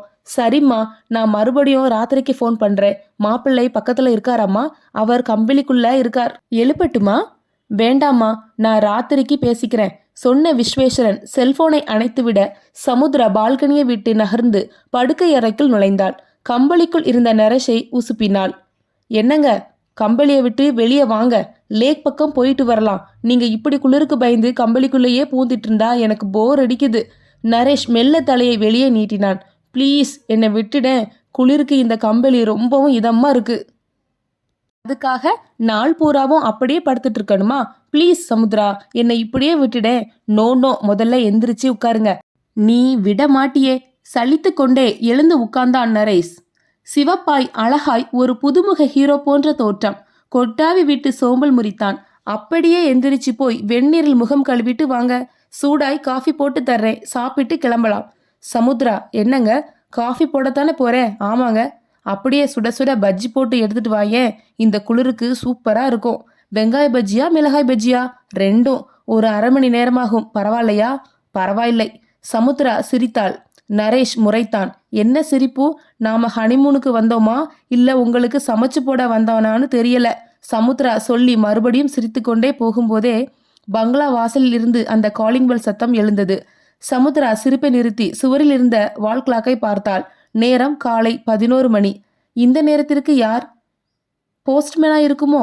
போய் பாரு சமுத்ரா, நேத்து இதே நேரத்துக்கு தான் போஸ்ட்மேன் வந்து ஒரு வாழ்த்து கடிதத்தை கொடுத்துட்டு போனார். சமுத்ரா கதவை நோக்கி போனாள். ஒரு சின்ன தயக்கத்துக்கு பிறகு தாழ்பாலை விலக்கி கதவை திறந்து மெல்ல எட்டி பார்த்தாள். வாசற்படிக்கட்டில் நின்றிருந்த நீலகண்டன் தன் வெற்றிலை கரை ஏறிய பற்களை காட்டி புன்னகைத்தார். வணக்கம்மா, என் பேரு நீலகண்டன். அத்தியாயம் 12. சவுந்தர் கனத்த இதயத்தோடு வைஷ்ணவின் அறையை விட்டு வெளியே வந்து தன்னுடைய கேபினுக்குள் நுழைந்தான்.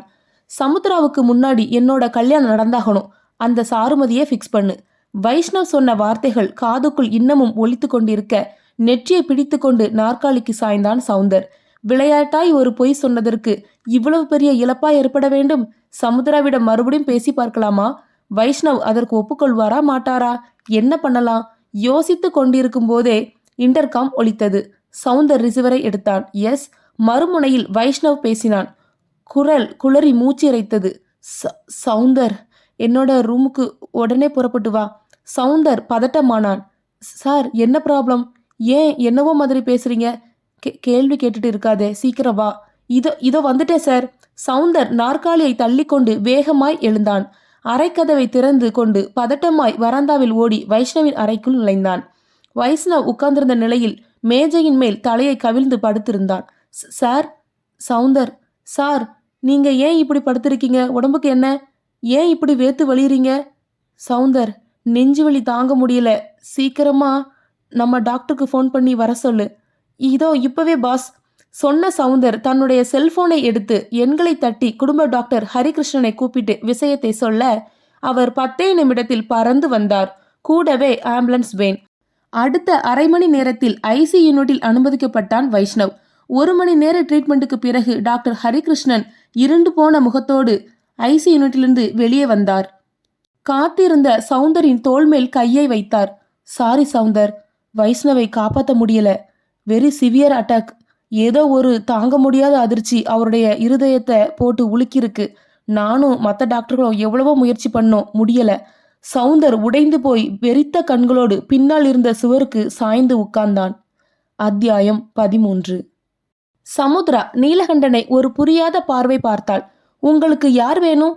நீதானே சமுத்ரா? ஆமா. உன்னோட புருஷன் பேரு நரேஷ், சரியா? ஆமா. உங்க 2 பேரையும் பார்த்து பேசதான் வந்திருக்கேன். என்ன விஷயமாய்? நீலகண்டன் சிரித்தார். என்னம்மா, இது உன்னையும் உன்னோட புருஷனையும் பார்த்து பேசுறதுக்காக வந்து இருக்கேன்னு சொல்றேன். நீ என்னடானா கொஞ்சம் கூட மரியாதையே இல்லாம வாசலே நிக்க வச்சு பேசிட்டு இருக்க. உள்ள போய் பேசலாமா? சமுத்ரா சில வினாடிகள் தயங்கி விட்டு உள்ளே வாங்க என்றாள். இப்ப சொன்னியே, இது வார்த்தை. சமுத்ரா உள்ளே போக நீலகண்டன் அவளை தொடர்ந்து உள்ளே போனார். நரேஷ் எதிர்பட்டான். சமுத்ரா, இவர் யாரு? நரேஷ் கேட்டான். கேள்விக்கு நீலகண்டன் பதிலளித்தார். தம்பி, உங்க 2 பேருக்கும் என்ன தெரியாது, ஆனா உங்களை எனக்கு தெரியும். ஹனிமூனை என்ஜாய் பண்றதுக்காக வந்திருக்கிற உங்க 2 பேரையும் டிஸ்டர்ப் பண்றோமோன்னு கொஞ்சம் உறுத்தலா தான் இருக்கு. இருந்தாலும் நான் உங்ககிட்ட பேச வந்த விஷயம் ரொம்ப முக்கியமானது. கொஞ்சம் ஆறாமற உட்கார்ந்து பேச வேண்டிய விஷயம். நரேஷ் சமுத்ராவை சற்று கோபத்தோடு பார்த்தான். என்ன சமுத்ரா, இவர் பாட்டுக்கு ஏதேதோ பேசிட்டு போறாரு. அதுதாங்க எனக்கும் தெரியல. அவர் என்ன சொல்ல போறாருன்னு கேட்போம். நீலகண்டன் ஹாலில் போட்டிருந்த சோபாவுக்கு போய் சாய்ந்தார். அவருக்கு எதிரே இருந்த நாற்காலியில் சமுத்ராவும் நரேஷும் போய் உட்கார்ந்தார்கள். சமுத்ரா படபடப்போடு கேட்டார். சொல்லுங்க, என்ன விஷயம்?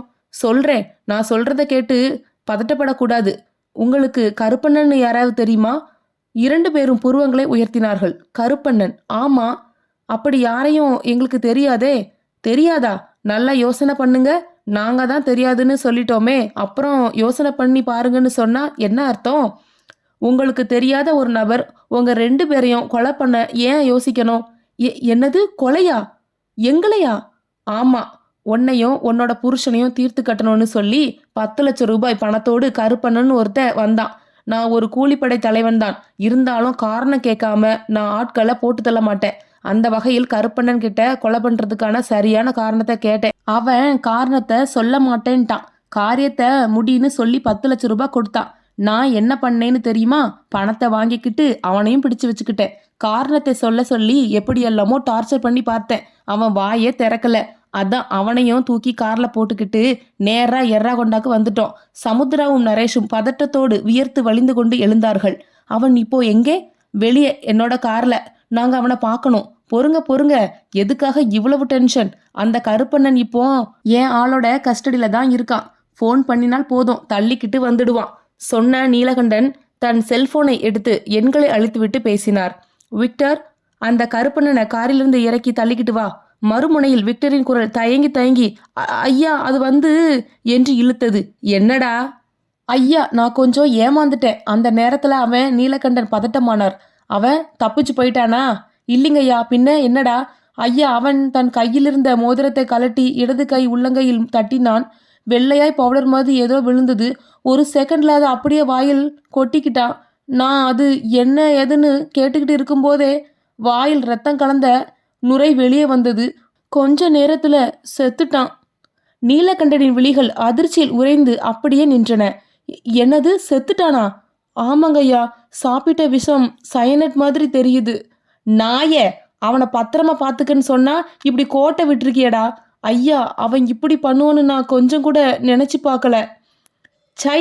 செல்போனை அணைத்து உள்ளங்கையில் குத்தி கொண்டார் நீலகண்டன். அடிவயிற்றிலிருந்து எழுந்த பெருமூச்சு புயல் வெளிப்பட்டது. சமுத்ரா தயக்கமாய் குறுக்கிட்டாள். என்னாச்சு? அந்த கருப்பண்ணன் உங்களுக்கு பயந்துட்டு விஷம் குடிச்சிட்டு செத்துட்டான். மோதிரத்துல விஷம் இருந்திருக்கு. அந்த கருப்பண்ணன் நாங்க பார்க்கணும். நீலகண்டன் எழுந்தார். வாங்க போலாம். முதல்ல அவன் யாருன்னு தெரியணும். அது தெரிஞ்சாதான் மற்ற விவரங்களும் வெளியே வரும். இந்த விக்டர் நாய் இப்படி ஏமாந்து போவான்னு நான் கொஞ்சம் கூட நினைச்சு பார்க்கல. அத்தியாயம் 14. பங்களாவின் காம்பவுண்ட் கேட்டுக்கு பக்கத்தில் நின்றிருந்த காரை நோக்கி நீலகண்டன், சமுத்ரா, நரேஷ் 3 பேரும் போனார்கள். காருக்கு வெளியே விக்டர் அந்த குளிரிலும் வியர்வை மின்னும் முகத்தோடு நின்றிருந்தான். நீலகண்டன் அவனை ஒரு நெருப்பு பார்வை பார்த்து கொண்டே காருக்குள் எட்டி பார்த்தார். கருப்பண்ணன் காரின் பின் சீட்டில் மல்லாந்து விழுந்திருந்தான். கடைவாயிலிருந்து வழிந்திருந்த நுரை கலந்த ரத்தம் அவனுடைய மார்பு சட்டையை நனைத்திருந்தது. நிலைத்த கண்கள். விக்டர் பக்கத்தில் வந்து நின்றான். ஐயா, அவன் எப்படியோர் முடிவை எடுப்பான்னு நாங்க நினைச்சு கூட பார்க்கல. பேசாத நாய, உன்னை ஊர்ல போய் வச்சுக்கிறேன் சொன்ன நீலகண்டன் சமுத்திராவை ஏறிட்டார். நீ போய் முதல்ல அந்த கருப்பண்ணன் யாருன்னு பாரம்மா. பார்த்துட்டு இதுக்கு முன்னாடி அவனை நீ பார்த்திருக்கியா இல்லையான்னு சொல்லு. சமுத்ராவும் நரேஷும் காரை நெருங்கி உள்ளே எட்டி பார்த்தார்கள். பார்த்த உடனேயே சமுத்ராவின் முகம் மாறியது. சார், இவன் உனக்கு தெரியுமாம்மா? தெரியும் சார், பட் இவன் பேரு கருப்பண்ணன் இல்லை, பின்னே சவுந்தர். சவுந்தர்? ஆமா சார். இவன் கோவையில் இருந்த ஒரு தொழிலதிபருக்கு பிஏவா இருந்தான். அந்த தொழிலதிபரோட பேர் வைஷ்ணவ். அந்த வைஷ்ணவ் என்ன விரும்பினார். பட் நான் அவரை விரும்பல. நான் எங்கே போனாலும் துரத்திக்கிட்டு வந்துடுவார். அவரோட பிஏவான இந்த சவுந்தர் மூலம் எனக்கு லெட்டர் கொடுத்து அனுப்புவார். அவரோட ஒருதலை காதலின் டார்ச்சரை தாங்க முடியாமல் தான் நான் நரேஷை கல்யாணம் பண்ணிக்கிட்டேன். அந்த அதிர்ச்சியை வைஷ்ணவால தாங்கிக்க முடியல. ஹார்ட் அட்டாக்ல இறந்துட்டார். வைஷ்ணவ் இறப்புக்கு நான் தான் காரணம்னு சவுந்தர் என் மேல கோபப்பட்டு பழி தீர்க்க நினைச்சிருக்கலாம். அதுக்காக கூலிப்படை தலைவரான உங்களை பணத்தோடு வந்து பார்த்துருக்கலாம். நீங்க காரணம் கேட்டு மடக்கியதும் ஆள் மிரண்டு போயிட்டான். என்னை பார்க்க நேர்ந்தா எல்லா உண்மையும் வெளியே வந்துடுமோன்னு பயந்து போய் விஷத்தை சாப்பிட்டு தற்கொலை பண்ணியிருக்கான். நீலகண்டன் வியப்பின் விளிம்புக்கு போய்விட்டார். ஓ, இதுதான் மேட்ரா?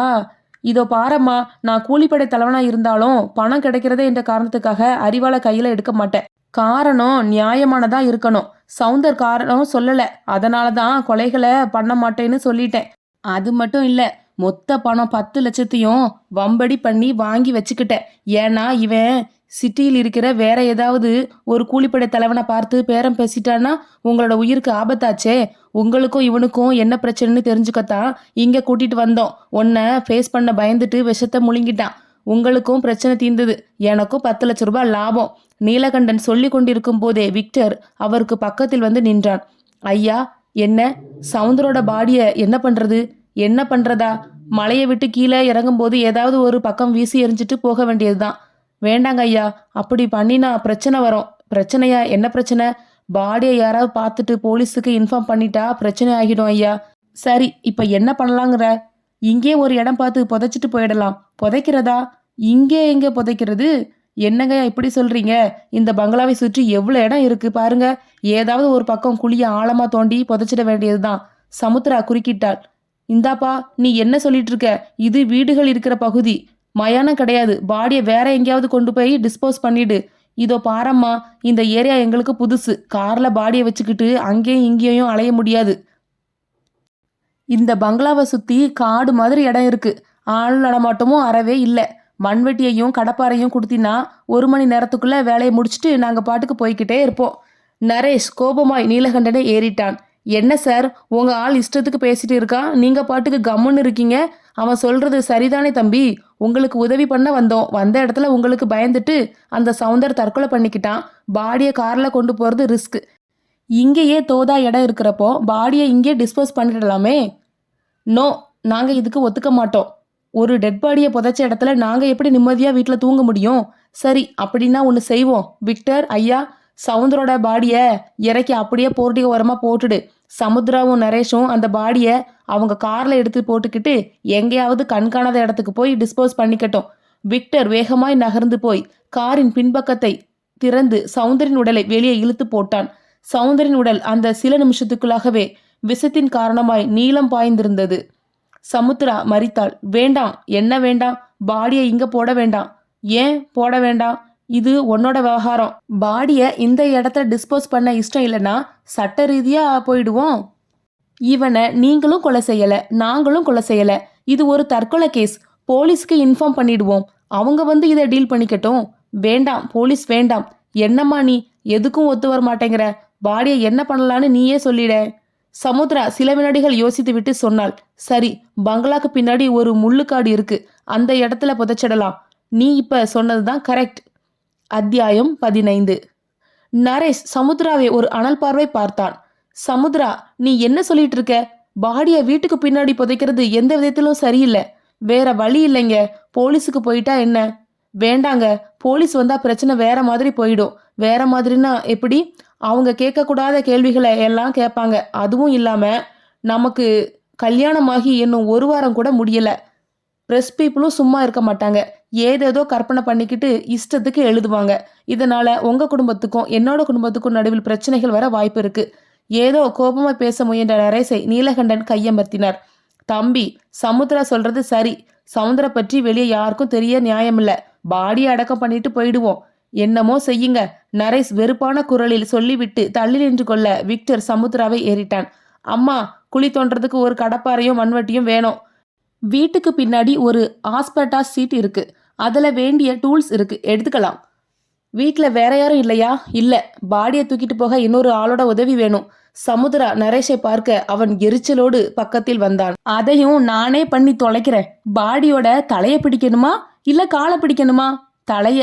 நரேஷ் கோபமாய் சவுந்தரின் உடல் அருகே வந்தான். நீலம் பாதித்து கிடந்த உடம்பை அருவருப்பாய் பார்த்தான். விக்டர் கால்களை பற்றி தூக்க நரேஷ் சவுந்தரின் தோள்பட்டைகளை பிடித்து தூக்கினான். வீட்டின் பின்பக்கம் கொண்டு போனார்கள். அந்த பகுதி முழுவதும் கருவேலஞ்செடிகள் அடர்த்தியாய் தெரிய ஒற்றையடி பாதையில் நடந்தார்கள். சிறிது தூரம் போனதும் விக்டர் நின்று சுற்றுமுற்றும் பார்த்தான். நீலகண்டன் கேட்டார், என்னடா பாக்குற? ஐயா, இந்த இடம் தோதா இருக்கும் போல் தெரியுது. அப்படின்னா இங்கே தோண்டிடு. சவுந்தரின் உடம்பை ஒரு செடிக்கு பின்னால் கிடைத்துவிட்டு சற்று தூரத்தில் தெரிந்த ஆஸ்பெட்டா சேட்டை நோக்கி போனான் விக்டர். சிறிது நேரத்தில் ஒரு கடப்பாரை மண்வெட்டியோடு வந்தான். மறைவாய் இடம் பார்த்து தோண்ட ஆரம்பித்தான். மண் வெளிப்பட்டு மெல்ல மெல்ல ஒரு குழியாய் மாறியது. விக்டர் கொஞ்சம் சீக்கிரமாய் தோண்டு. இதோ ஆச்சுங்கய்யா. விக்டர் சொல்லிக் கொண்டிருக்கும் போதே பங்களாவின் முன்பக்க காம்பவுண்ட் கேட் அருகே ஒரு வாகனம் வேகமாய் வந்து கீச்சிட்டு நிற்கும் சத்தம் கேட்டது. 4 பேரும் திரும்பி பார்த்தார்கள். Police jeep. அத்தியாயம் 16. நீலகண்டன், விக்டர், சமுத்ரா, நரேஷ் 4 பேரும் கலவரமாகி திகைத்து திணறிக் கொண்டிருக்கும் போதே ஜீப்பில் இருந்து உயரமாய் ஒரு இன்ஸ்பெக்டர் இறங்க, அவரை தொடர்ந்து 2 கான்ஸ்டபிள்கள் ஜீப்பில் இருந்து குதித்தார்கள். கேட்டை தள்ளி கொண்டு உள்ளே வந்தார்கள். நீலகண்டன் பதட்டமானார். சமுத்ராவை அதிர்ச்சியாய் பார்த்தார். என்னம்மா, போலீஸ் வர்றாங்க? அதான் தெரியல, வேற ஏதாவது ஒரு என்கொயரிக்கு வந்திருப்பாங்கன்னு நினைக்கிறேன். போய் என்னான்னு கேளுமா, அவங்க இங்க வந்துட போறாங்க. இதோ. சமுத்ரா வேக வேகமாய் பங்களாவின் முன்பக்கத்தை நோக்கி போனாள். இன்ஸ்பெக்டர் எதிர்பட்டார். தெலுங்கில் கேட்டார். ఈ ఇంటికి ఎవరు ఓనర్? నేనే. మీ పేరు? సముద్ర. ఇక్కడ వేరు ఎవరు ఉన్నారు? నా హస్బెండ్. వాళ్ళు ఎక్కడా? அதோ. சமுத்ரா கையை காட்ட நரேஷ் உயர்த்த முகமாய் வந்தான். இன்ஸ்பெக்டர் தெலுங்கில் பேச முயல நரேஷ் குறுக்கிட்டான். Sorry inspector, I don't know Telugu. Could you speak in Tamil or English? Inspector புன்னகைத்தார். ஓ, நீங்க தமிழா? அப்படின்னா தமிழிலே பேசலாம். சமுத்ரா கேட்டாள். என்ன விஷயம் இன்ஸ்பெக்டர்? உங்களை தவிர இந்த வீட்டில் வேற யாராவது இருக்காங்களா? இல்லையே. ஏன்? இந்த வீட்டுக்கு பின்னாடி ஏதாவது கட்டிட வேலை நடந்திருக்கா? சமுத்ரா உஷாரானாள். எதுக்காக கேட்கிறீங்க? இல்லை மேடம், உங்கள் வீட்டுக்கு பக்கத்தில் குடியிருக்கிற யாரோ ஒருத்தர் எங்களுக்கு ஃபோன் பண்ணி வீட்டுக்கு பின்னாடி ஏதோ குழி தோண்டிக்கிட்டு இருக்கிறாங்க, அது ஏது என்னன்னு தெரியல, வந்து விசாரிங்கன்னு சொல்லிட்டு ரிசர்வரை வச்சுட்டாங்க. அதை பற்றி தான் விசாரிக்கத்தான் நாங்கள் புறப்பட்டு வந்தோம். யாரோ தப்பான தகவல் கொடுத்துருக்காங்க இன்ஸ்பெக்டர். வீட்டுக்கு பின்னாடி எந்த வேலையும் நடக்கலை. எதுக்கும் நாங்கள் ஒரு தடவை பார்த்துடுறோம். புகார்னு வந்த பிறகு அதை வெரிஃபை பண்ணுறது நல்லது இல்லையா? Sir please. என்ன, வீட்டுக்கு பின்னாடி எந்த வேலையும் நடக்கலையே, பார்த்துடுறோம் சொல்லிவிட்டு இன்ஸ்பெக்டர் வீட்டின் பின்பக்கத்தை நோக்கி போக கான்ஸ்டபிள்கள் தொடர்ந்தார்கள். ஒரு கருவேல மரத்துக்கு பின்னால் ஒளிய முயன்ற நீலகண்டனும் மண்வெட்டியும் கையுமாய் விக்டரும் நிலைத்து போன விழிகளோடு கீழே விழுந்து கிடந்து இருந்த சௌந்தரின் உடலும் பார்வைக்கு கிடைக்க இன்ஸ்பெக்டரும் கான்ஸ்டபிள்களும் ஸ்தம்பித்து போனார்கள். அத்தியாயம் 17. எர்ரங்கொண்டா போலீஸ் ஸ்டேஷனில் தெலுங்கிலும் ஆங்கிலத்திலும் எழுதப்பட்டு இருந்த காவல் நிலையத்து கட்டடத்துக்குள் நீலகண்டன், விக்டர் ஒரு லாக்கப்பிற்குள்ளும் சமுத்ரா, நரேஷ் இன்னொரு லாக்கப்பிற்குள்ளும் அடைப்பட்டு இருந்தார்கள். அவர்களை கைது செய்த இன்ஸ்பெக்டர் நரசிம்மராஜு நீலகண்டனையும் விக்டரையும் விசாரித்துவிட்டு சமுத்ரா, நரேஷ் இருந்த லாக்கப்பிற்குள் நுழைந்தார். ஒரு நாற்காலியை இழுத்து போட்டுக்கொண்டு அவர்களுக்கு முன் உட்கார்ந்தார். இதோ பாருங்க, நான் ஆந்திராவில் பிறந்து வளர்ந்து இருந்தாலும் தமிழ்நாட்டு காலேஜில் படித்தவன். தமிழர்களை எனக்கு பிடிக்கும். அந்த ஒரு மரியாதைக்காகத்தான் நான் என்னமோ உங்களுக்கு மதிப்பு கொடுத்து பேசிட்டு இருக்கேன். உண்மையில் என்ன நடந்தது? சௌந்தரை கொலை பண்ணது யார்? நீங்களா இல்லை அவங்களா? சமுத்ரா அழுது அழுது வீங்கிய கண்களோடு கையெடுத்து கும்பிட்டாள். சார், எங்களுக்கு ஒன்றும் தெரியாது. நானும் என்னோட கணவர் நரேஷும் ஹனிமூனுக்காக இங்கே வந்தோம். அந்த நீலகண்டன் யாருன்னே எனக்கு தெரியாது. திடீர்னு வந்தார், தன்னை அறிமுகப்படுத்தி கொண்டார் என்று ஆரம்பித்து எல்லாவற்றையும் அழுகையோடு சொல்லி முடித்தாள். இன்ஸ்பெக்டர் நரசிம்மராஜு எல்லாவற்றையும் மௌனமாய் கேட்டுவிட்டு சமுத்ராவை ஏறிட்டார். அப்படின்னா சமுத்ரா நீங்க 2 பேரும் கொலை பண்ணல? இல்ல சார். நீலகண்டன் கொலை பண்ணியிருப்பாரா? எங்களுக்கு அதை பத்தி தெரியாது சார். சௌந்தர் விஷம் சாப்பிட்டு தற்கொலை பண்ணிக்கிட்டதா அவங்க சொன்னாங்க. சாரி சமுத்ரா. சௌந்தர உடலை பரிசோதனை பண்ணி பார்த்த சித்தூர் அரசு பொது மருத்துவமனை டாக்டர் ஒரு கிளியர் ரிப்போர்ட் கொடுத்திருக்கார். அந்த ரிப்போர்ட் படி சௌந்தர் தொண்டையில் விஷ ஊசி ஏற்றப்பட்டு கொலை செய்யப்பட்டிருக்கார். சமுத்ராவும் நரேஷும் மிரண்டார்கள். சார், அது பற்றி எங்களுக்கு தெரியாது. சௌந்தர் தற்கொலை பண்ணிக்கிட்டதாய் விக்டர் செல்போனில் நீலகண்டனுக்கு சொன்னதை நீலகண்டன் எங்களுக்கு சொன்னார். பட் நீலகண்டனை விசாரிக்கும் போது அவர் வேற விதமாய் சொன்னாரே. என்ன சொன்னார்? சௌந்தரை அவர் உங்க வீட்டுக்குள்ள கூட்டிட்டு வந்ததாகவும் அப்போது உங்களுக்கும் சௌந்தருக்கும் வைஷ்ணவ விஷயமாய் வாக்குவாதம் ஏற்பட்டு கைகலப்பு ஏற்பட்டதாகவும் சௌந்தரை கீழே தள்ளிய நீங்கள் அவனுடைய கழுத்தில் விஷ ஊசியை போட்டதாகவும் நீலகண்டன் சொன்னாரே. அது பொய் சார். பொய்ன்னு நீங்க சொல்றத நான் எப்படி நம்புறது? சார், அந்த நீலகண்டனும் விக்டரும் கூலிப்படை ஆட்கள், ப்ரொஃபஷனல் கில்லர்ஸ். அதை அவங்களே ஒத்துருக்காங்க. சமுத்ரா, பட் அந்த சௌந்தரை அவங்க கொலை பண்ணலையாமே. கொலையை பண்ணினது நீங்க தான்னு ஆணித்தரமா சொல்றாங்க. ஒரு வகையில் பார்த்தால் அவங்க சொல்றதையும் நம்ப வேண்டியிருக்கு. எதை வச்சு நம்புறீங்க சார்? இதோ இதை வச்சு தான், சொன்ன இன்ஸ்பெக்டர் ஒரு பாலித்தீன் கவரில் பத்திரப்படுத்தி வைத்திருந்த அந்த சிறிய மருந்து குப்பியை எடுத்து காட்டினார்கள். இது சோடியம் சயனைட் கலந்த இன்ஜெக்ஷன் மருந்து. கொஞ்ச நேரத்துக்கு முந்தி உங்க வீட்டை சோதனை பண்ணி பார்த்த போது இந்த மருந்து எங்களுக்கு அங்க கிடைச்சிது. சமுத்ரா ஒரு வினாடி உறைந்து போய் பின் வீறிட்டாள். சார், இதெல்லாம் அந்த நீலகண்டனோட வேலை. எங்கிட்ட இருந்து பணம் பறிக்கிறதுக்காக ஏதோ திட்டத்தோடு வந்திருக்கான். இப்ப போலீஸ்ல மாட்டிக்கிட்டதும் தப்பிக்கிறதுக்காக இப்படி ஒரு பழிய போட்டிருக்கான். அவன் சொல்றதையெல்லாம் நம்பாதீங்க சார். நரசிம்மராஜுவின் முகம் கோவத்தில் சிவந்தது. அதையெல்லாம் நீ சொல்லக்கூடாது. சவுந்தரோட டெட் பாடிய முதல்ல நீலகண்டனோட கார்ல வச்சு பார்த்ததா நீயும் சொல்ற, உன்னோட கணவரும் சொல்றாரு. அப்படி பார்த்த நீங்க உடனடியா என்ன பண்ணியிருக்கணும்? எங்களுக்கு இன்ஃபார்ம் பண்ணியிருக்கணும். ஏன் பண்ணல? அது அது வந்து சொல்லு. நீலகண்டன் தான் போலீஸ் வேண்டாம், பாடியை யாருக்கும் தெரியாம வீட்டுக்கு பின்னாடி டிஸ்போஸ் பண்ணலான்னு சொன்னார். நீ குற்றம் பண்ணதா பட்சத்துல உன் வீட்டுக்கு பின்னாடி ஒரு டெட் பாடியை டிஸ்போஸ் பண்ண நீ ஒத்துக்குவியா? சார், நீலகண்டன் தான் எங்களை வற்புறுத்தி. சாரி சமுத்ரா, மேல பொய்களை பேசிட்டு இருக்காதீங்க. எஃப்ஐஆர் பதிவு பண்ணி உங்க 2 பேரையும் கோர்ட்ல கொண்டு போய் நிறுத்த போது ஜட்ஜ் கிட்ட எல்லாத்தையும் சொல்லுங்க. அது வரைக்கும் மௌனமா இருந்த நரேஷ் திடீரென்று கோபமானான். படபடவென்று வார்த்தைகளை கொட்டினான். என்ன சார், சும்மா மிரட்டுறீங்க? சட்டம் எங்களுக்கும் தெரியும். நீங்க பறிமுதல் பண்ணி வச்சு இருக்கிற எங்களோட செல்போன்களை கொடுங்க, நாங்க எங்க லாயர்கிட்ட பேசணும். இன்ஸ்பெக்டர் புன்னகைத்தார். பிறகு மெல்ல திரும்பி பார்த்து குரல் கொடுத்தார். யோ 101. கான்ஸ்டபிள் ஒருவர் ஓடி வந்தார். சார், புது மாப்பிள்ளைக்கு ரொம்பவும் கோவம் வருது. அண்டர் கிரவுண்ட் லாக்அப் காலியாக தானே இருக்கு? ஆமாம் சார், கொண்டு போய் உள்ளே போடு. 2 நாளைக்கு தனியாக இருக்கட்டும். காற்றும் வெளிச்சம் வராத அந்த இடம்தான் புது மாப்பிள்ளைக்கு பொருத்தமாக இருக்கும். Inspector, this is too much. அடடே, இது 2 மச்சா? நான் 3 மச்சான்னு நினச்சேன். உனக்கு தான் சட்டம் தெரியுமே, உன்னால் என்ன பண்ண முடியுமோ அதை பண்ணு போ. கான்ஸ்டபிள் நரேஷை தள்ளி கொண்டு போக சமுத்ரா வீறிட்டாள். சார் ப்ளீஸ், அவர் இங்கே இருக்கட்டும். அவரை வேற செல்லுக்கு கொண்டு போகாதீங்க. ஒரு 2 நாள் அங்கே இருக்கட்டும், அப்பதான் கோபம் வராது. இன்ஸ்பெக்டர் நரசிம்மராஜ் சொல்லிவிட்டு நீலகண்டன் விக்டர் இருந்த அடுத்த லாக்கப்புக்குள்ளே நுழைந்தார். சுவர் சாய்ந்து உட்கார்ந்திருந்த நீலகண்டனும் விக்டரும் எழுந்து நின்றார்கள். நரசிம்மராஜு கிட்டத்தட்ட உருமினார். இதை பாருங்க, தமிழ்நாட்டு போலீஸை காட்டிலும் ஆந்திரா போலீஸுக்கு கோபம் அதிகம். காரணம், நாங்க சாப்பிடுற கார சாப்பாடு. சவுந்தர் உடம்பை போஸ்ட்மார்ட்டம் பண்ணி பார்த்த டாக்டர்ஸ் அது தற்கொலை இல்லைன்னு தீர்ணமாய் சொல்லிட்டாங்க. இப்போ எனக்கு தெரிய வேண்டியது உண்மைதான். சவுந்தர கொலை பண்ணது நீங்களா இல்ல அவங்களா? நீலகண்டன் பவ்யமாய் பேச ஆரம்பித்தார். சார், நான் தமிழ்நாட்டில் ப்ரொஃபஷனல் கில்லர். நியாயம் அநியாயம் பார்த்து ஆட்களை போட்டு தள்ளிட்டு இருந்தேன். சமுத்ராவையும் நரேஷையும் கொலை செய்யணுங்கிற கோரிக்கையோடு சவுந்தர் தன்னோட பேரை கருப்பண்ணன்னு மாற்றிக்கிட்டு வந்தான். அவன் கொண்டு வந்து 10 லட்சம் பணத்தையும் நான் எடுத்துக்கிட்டேன். மேற்கொண்டு சவுந்தரை வச்சு பணம் சம்பாதிக்க நினச்சி நானும் விக்டரும் சவுந்தரோடு எர்றங்கொண்டா வந்தோம். சவுந்தரை பார்த்ததும் சமுத்ரா நரேஷ் 2 பேரும் டென்ஷன் ஆகி வாக்குவாதம் பண்ணி சண்டை போட்டாங்க. ஒரு கட்டத்தில் 2 பேரும் சவுந்தரை கீழே தள்ளி அவனோட கழுத்தில் ஊசியை போட்டாங்க. ஊசி போட்ட கொஞ்ச நேரத்தில் சவுந்தர் செத்துட்டான். நீலகண்டன் சொன்னதை கேட்டுவிட்டு பக்கத்து அறையில் இருந்த சமுத்ரா ஆத்திரத்தோடு கத்தினாள். பொய் பொய், அவங்க சொல்றது அப்பட்டமான பொய். நரசிம்மராஜு தன்னுடைய நெற்றியை பிடித்து கொண்டார். உங்களுக்கும் சொல்றேன், அவங்களுக்கும் சொல்றேன். இன்னும் 24 மணி நேரம் அவகாசம். அதுக்குள்ள சவுந்தர கொலை பண்ணது யாருங்கிற உண்மையை என்னோட காதுக்கு வந்தாகணும். இல்லைன்னா 4 பேரையும் ரெட் செல்லுக்குள்ளே போட்டு புரட்டி எடுத்துடுவோம். கட்டர் வச்சு ஒவ்வொரு நகமா பிடுங்கும்போது எல்லா உண்மைகளும் வெளியே வந்தே ஆகணும். நீலகண்டன் குறுக்கிட்டார். சார், தமிழ்நாட்டு அரசியல் வட்டாரத்தில் நான் கொஞ்சம் பிரபலம். ஒரு மினிஸ்டர் எனக்கு ரொம்பவும் பழக்கம். அவரோட ஃபோன் நம்பர் தர்றேன், அவரோடு பேசுங்க சார். நான் எந்த கொம்பங்கட்டையும் பேச தயாரா இல்லை.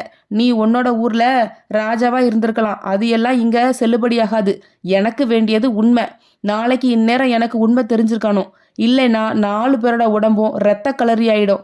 இன்ஸ்பெக்டர் நரசிம்மராஜு அடித்தொண்டையில் உரிமை விட்டு வேக வேகமாய் லாக்கப்பை விட்டு வெளியேறினார். அத்தியாயம் 18. ராத்திரி 11 மணி. லாக்கப்பின் உள்ளே சுவருக்கு சாய்ந்தபடி உறைந்து போய் ஒரே திசையை பார்த்தபடி உட்கார்ந்திருந்தாள் சமுத்ரா. பானையில் இருந்த தண்ணீரை மாற்றுவதற்காக உள்ளே வந்த கான்ஸ்டபிள் சுற்றுமுற்றும் பார்த்தபடி தயக்கமாய் நின்றுவிட்டு மெல்லே பேச ஆரம்பித்தார். அம்மா. சமுத்ரா அழுது அழுது வறண்டு போயிருந்த விழிகளோடு நிமிர்ந்து என்ன என்பது போல் பார்த்தாள். அம்மா, இந்த இன்ஸ்பெக்டர் ரொம்பவும் பிடிவாதக்காரர். உங்ககிட்ட இருந்து உண்மை வர்ற வரைக்கும் அவர் விடமாட்டார். மோசமான ஆள். எந்த லெவலுக்கும் போவார். அந்த சவுந்தர நீங்க கொலை பண்ணியிருந்தா ஒத்துக்குங்க. கேஸ் கோர்ட்டுக்கு போன பின்னாடி பார்த்துக்கலாம். நாங்க அந்த கொலையை செய்யல. கொலையை செஞ்சவங்க பக்கத்து லாக்கப்புக்குள்ள இருக்காங்க. இதையே சொல்லிக்கிட்டுறதுனால ஒரு பிரயோஜனமும் இல்லம்மா. இதுதானே உண்மை. நீங்க உண்மைன்னு பேசிட்டு இருந்தா உங்க கணவரோட உயிருக்கு ஆபத்து வந்துடும் போலிருக்கே. கான்ஸ்டபிள் சொல்ல சமுத்ரா நிமிர்ந்து உட்கார்ந்தாள். பதட்டமாய் கேட்டாள். கான்ஸ்டபிள், நீங்க என்ன சொல்றீங்க? அம்மா, ஸ்டேஷனுக்கு கீழே அண்டர் கிரவுண்ட் செல்லில் அடைப்பட்டு இருக்கிற உங்க கணவர் காலையிலேயும் ஒன்றும் சாப்பிடல, மத்தியானமும் ஒன்றும் சாப்பிடல, ராத்திரியும் சாப்பிடல. கொஞ்ச நேரத்துக்கு முந்தி அவரோட செல்லுக்கு போயிருந்தேன். நெஞ்சை பிடிச்சுக்கிட்டு படுத்துக்கிட்டு இருந்தார். நான் என்னான்னு கேட்டேன். அதுக்கு அவர் லேசா நெஞ்சு வலிக்குதுன்னு சொன்னார். ஐயையோ என்று பதறியபடி எழுந்தாள் சமுத்ரா. நான் அவரை பார்க்கணுமே. பயப்படாதீங்கம்மா.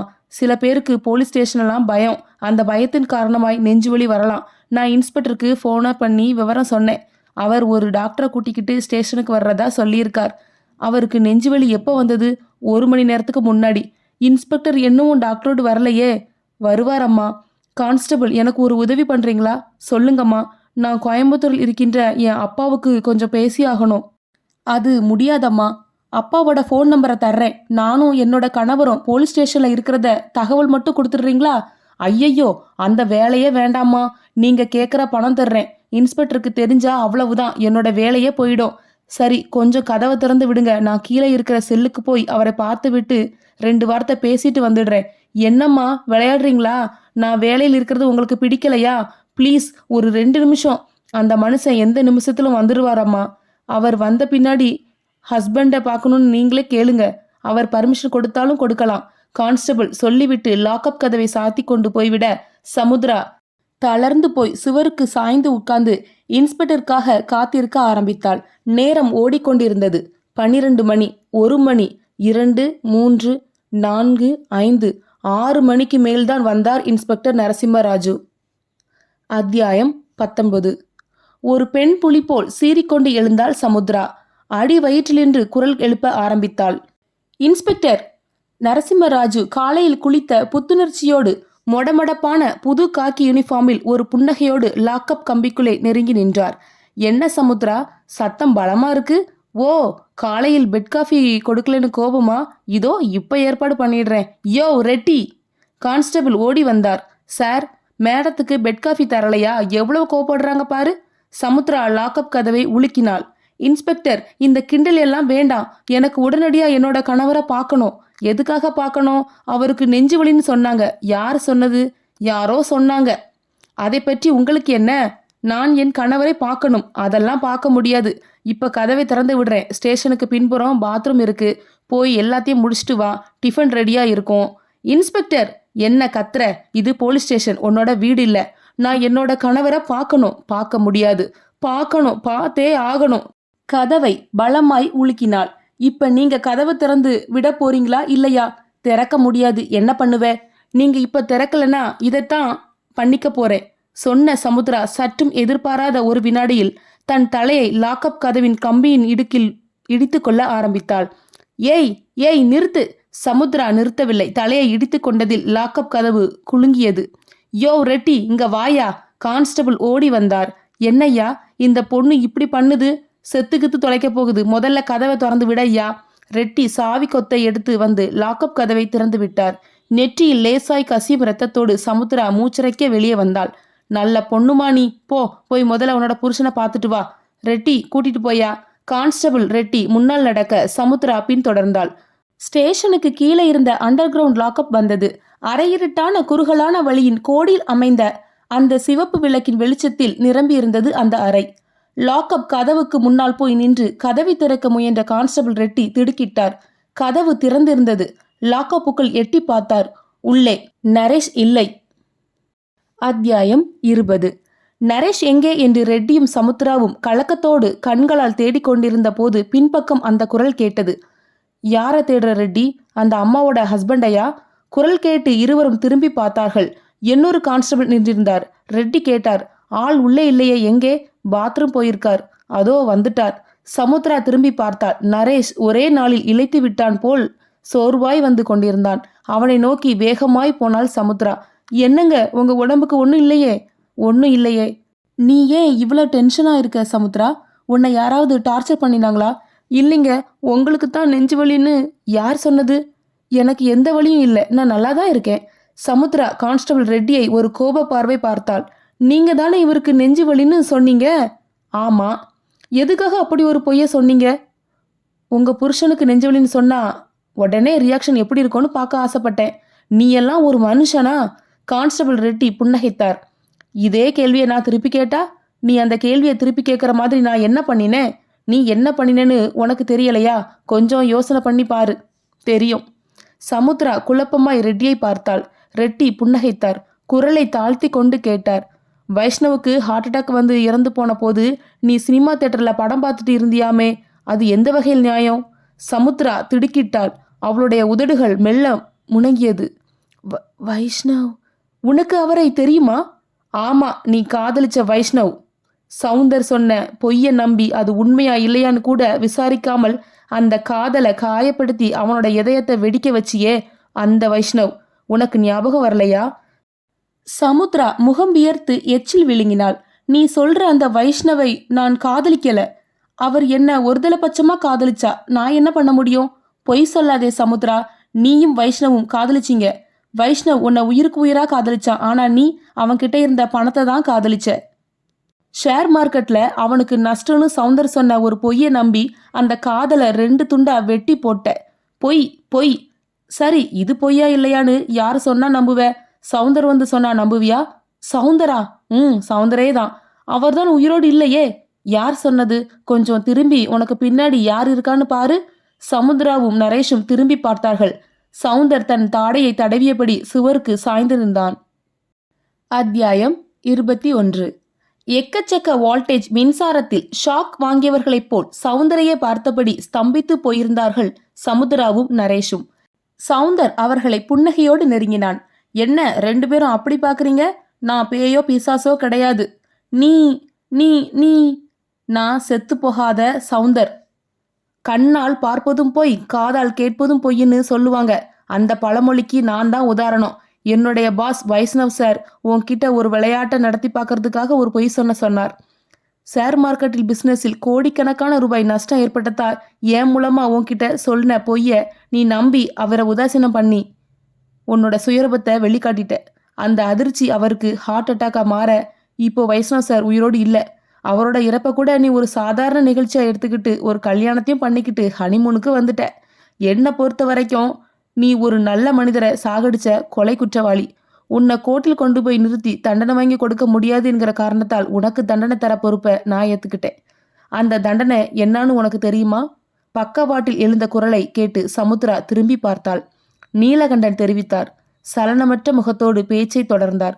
10 லட்சம் ரூபாய் பணத்தை கொண்டு வந்து கொடுத்து கல்யாண கோலத்தில் இருந்த உன்னோட போட்டோவையும் உன் கணவனோட போட்டோவையும் காட்டி இந்த எர்ரங்கொண்டா மலைவாஸ்தலத்துல தங்கியிருக்கிற உங்க 2 பேரையும் தீர்த்து கட்ட சொன்னார் சவுந்தர். நான் காரணம் கேட்டேன், அவர் சொல்லல. நான் அவர்கிட்ட இருந்து வாங்கின பணத்தை திருப்பி கொடுக்காம அவரையும் வெளியே அனுப்பாம என்னோட கட்டுப்பாட்டுக்குள்ள வச்சிருந்தேன். அந்த ராத்திரி நானே தனியா போய் சவுந்தரை சந்திச்சு காரணம் கேட்டேன். ரொம்பவும் வற்புத்தின பிறகுதான் காரணத்தை சொன்னார். நீலகண்டன் இந்த இடத்தில் பேச்சை நிறுத்த சவுந்தர் தொடர்ந்தான். நீ வைஷ்ணவுக்கு பண்ணின துரோகத்தை சொன்னதும் நீலகண்டனுக்கும் கோபம் வந்தது. இருந்தாலும் அவர் உன்னையும் நரேஷையும் கொலை பண்ண விரும்பல. காரணம், இந்த விவகாரத்தில் வைஷ்ணவும் தப்பு பண்ணியிருக்கார். தன்னுடைய காதல் உண்மையானதா இல்லையான்னு தெரிஞ்சிக்க அவர் அப்படி ஒரு பொய் சொல்லியிருக்க வேண்டியது இல்லை. வைஷ்ணவின் மரணத்துக்கு சமுத்ரா ஒரு காரணம், அவ்வளவுதான். முழு காரணம் அவள் அல்ல. திட்டம் போட்டு அவள் எந்த கொலையும் செய்யல. சோ அவளையும் அவளோட கணவனையும் கொலை பண்ணித்தான் தண்டிக்கணுங்கிற அவசியம் இல்லை. வேணும்னா அதுக்கு சமமான தண்டனைய தரலான்னு நீலகண்டன் சொன்னார். சமமான தண்டனை எதுன்னு கேட்டேன். அவர் போட்டு கொடுத்த திட்டம் தான் இது. ஒரு 24 மணி நேரத்துக்கு நீ கடுமையானதொரு மன உளைச்சலை அனுபவிக்கணும். அது என்னைக்குமே உன்னோட வாழ்க்கையில மறக்க முடியாத ஒன்னா இருக்கணும்னு நினைச்சோம். போட்ட திட்டப்படி எல்லாம் நடந்தது. நான் தற்கொலை பண்ணிக்கிட்ட மாதிரி நடிச்சேன். சமுத்திர அதிர்ச்சியில் கண்களை விரித்தாள். அப்ப போலீஸ்? அத நான் சொல்றேன். இடது பக்கமாய் குரல் கேட்டு சமுத்திராவும் நரேஷும் திரும்பி பார்க்க இன்ஸ்பெக்டர் நரசிம்மராஜு யூனிஃபார்மில் இல்லாமல் மஃப்டியில் தெரிந்தார். உதட்டில் புன்னகை ஒட்டியிருக்க மெல்லிய குரலில் பேசினார். சமுத்ரா, இது போலீஸ் ஸ்டேஷனும் கிடையாது, நான் போலீஸ் இன்ஸ்பெக்டரும் கிடையாது. அதே மாதிரி கான்ஸ்டபிளும் என்னுடைய ஆட்களே. நீலகண்டன் எனக்கு அரசியல் ரீதியான நண்பர். அவருக்கு உதவி பண்ணத்தான் போலீஸ் மாதிரி நடிச்சிட்டு இருந்தோம். இது எனக்கு சொந்தமான இடம்தான். நீலகண்டன், சவுந்தர், நான் 3 பேரும் எதை குறிக்கோளா வச்சு திட்டம் போட்டோமோ அந்த குறிக்கோள் நிறைவேறிடுச்சு. உடல் ரீதியாவும் மன ரீதியாவும் நீங்க 2 பேரும் அனுபவிச்ச இந்த 24 மணி நேர தண்டனையே போதுமானது. இனி நீங்க போலாம். போகும்போது உங்க செல்போனையும் வாங்கிட்டு போயிடுங்க. சமுத்ராவும் நரேஷும் அதிர்ச்சியிலிருந்து மீள முடியாமல் தத்தளித்து கொண்டிருக்க சவுந்தர் அவர்களுக்கு பக்கத்தில் வந்தான். வைஷ்ணவ் சாருக்கு நெஞ்சுவலி வர்றதுக்கான அறிகுறிகள் தெரிய ஆரம்பிச்சதுமே மேஜை மேல் இருந்த வெள்ளைத்தாளில் தன்னோட சொத்துக்களை எல்லாம் தான் ஏற்படுத்தி வச்சிருந்த ட்ரஸ்ட் மூலமா நிர்வகிக்கணும்னு எழுதி வச்சுட்டு போயிருக்கார். இதனால் சென்னை உட்பட தமிழ்நாடு முழுவதும் இருக்கிற பல அனாதை இல்லங்களும் மகளிர் காப்பங்களும் பெரிய அளவில் பயனடைய போகிறது. நீ அவரை உன்னோட மனசிலிருந்து தூக்கி எறிஞ்சாலும் அவர் ஆயிரக்கணக்கான மக்கள் மனங்களில் இடம் பிடிச்சு உட்கார்ந்துட்டார். அதை விட இன்னொரு முக்கியமான விஷயம், நீலகண்டன் பக்கத்தில் வந்தார். அரிவாளை கையில் வச்சுக்கிட்டு கூலிப்படை தலைவனாய் செயல்பட்டுக்கிட்டு இருந்த எனக்கு இப்போ ஒரு புதிய ஞானோதயம் பிறந்திருக்கு. அரிவாளை சாதிக்கிறத காட்டிலும் அரிவாள் சாதிக்கிறது தான் நல்லது என்கிற ஞானோதயம் தான் அது. அதனால என்னோட தொழிலை விட்டுட்டு வேற ஒரு கௌரவமான தொழிலுக்கு போறதா முடிவு பண்ணிட்டேன். சமுத்ரா தன் பெரிய கண்களில் தழும்ப விட்ட கண்ணீரோடு எல்லோரையும் ஏறிட்டாள். நான் பண்ணினது தப்புதான். ஒரு நல்ல வாழ்க்கை வாழ பணம் மட்டும் தேவைன்னு நினைச்சிட்டேன். அந்த அற்ப நினைப்பின் காரணமாய் தப்பு பண்ணிட்டேன். அதுக்கான தண்டனையும் நான் அனுபவிச்சிட்டேன். என்ன எல்லாரும் மன்னிக்கணும். சவுந்தர் தன் கையில் வைத்திருந்த ஒரு சிறிய டைரியை சமுத்ராவிடம் நீட்டினான். என்ன இது? வைஷ்ணவ் சார் ஜனவரி 1ஆம் தேதி உனக்கு பரிசாய் தர்றதுக்கு வச்சிருந்த டைரி இது. வாங்கிக்க. சமுத்ரா வாங்கி கொண்டாள். முதல் பக்கத்தை பிரிச்சு பாரு. பிரித்தாள். பச்சை நிற மையில் வைஷ்ணவால் எழுதப்பட்ட வரிகள் பார்வைக்கு கிடைத்தன. நமக்கு கிடைத்துள்ள இந்த வாழ்க்கையில் எதுவுமே நிரந்தரமில்லை. நம்முடைய துன்பங்களையும் சேர்த்துதான். சமுத்ராவின் கண்களில் நீர் பீரிட அப்படியே டைரியில் முகம் புதைத்து குலுங்கி குலுங்கி அழ ஆரம்பித்தாள். நரேஷின் கைகள் அவளுடைய முதுகை ஆதரவாய் தொட்டன. முற்றும். உங்களுக்கு என்னோட வாய்ஸ் ஓவரில் கதை கேட்குறது பிடிச்சது அப்படின்னா மறக்காம சப்ஸ்கிரைப் பண்ணுங்க.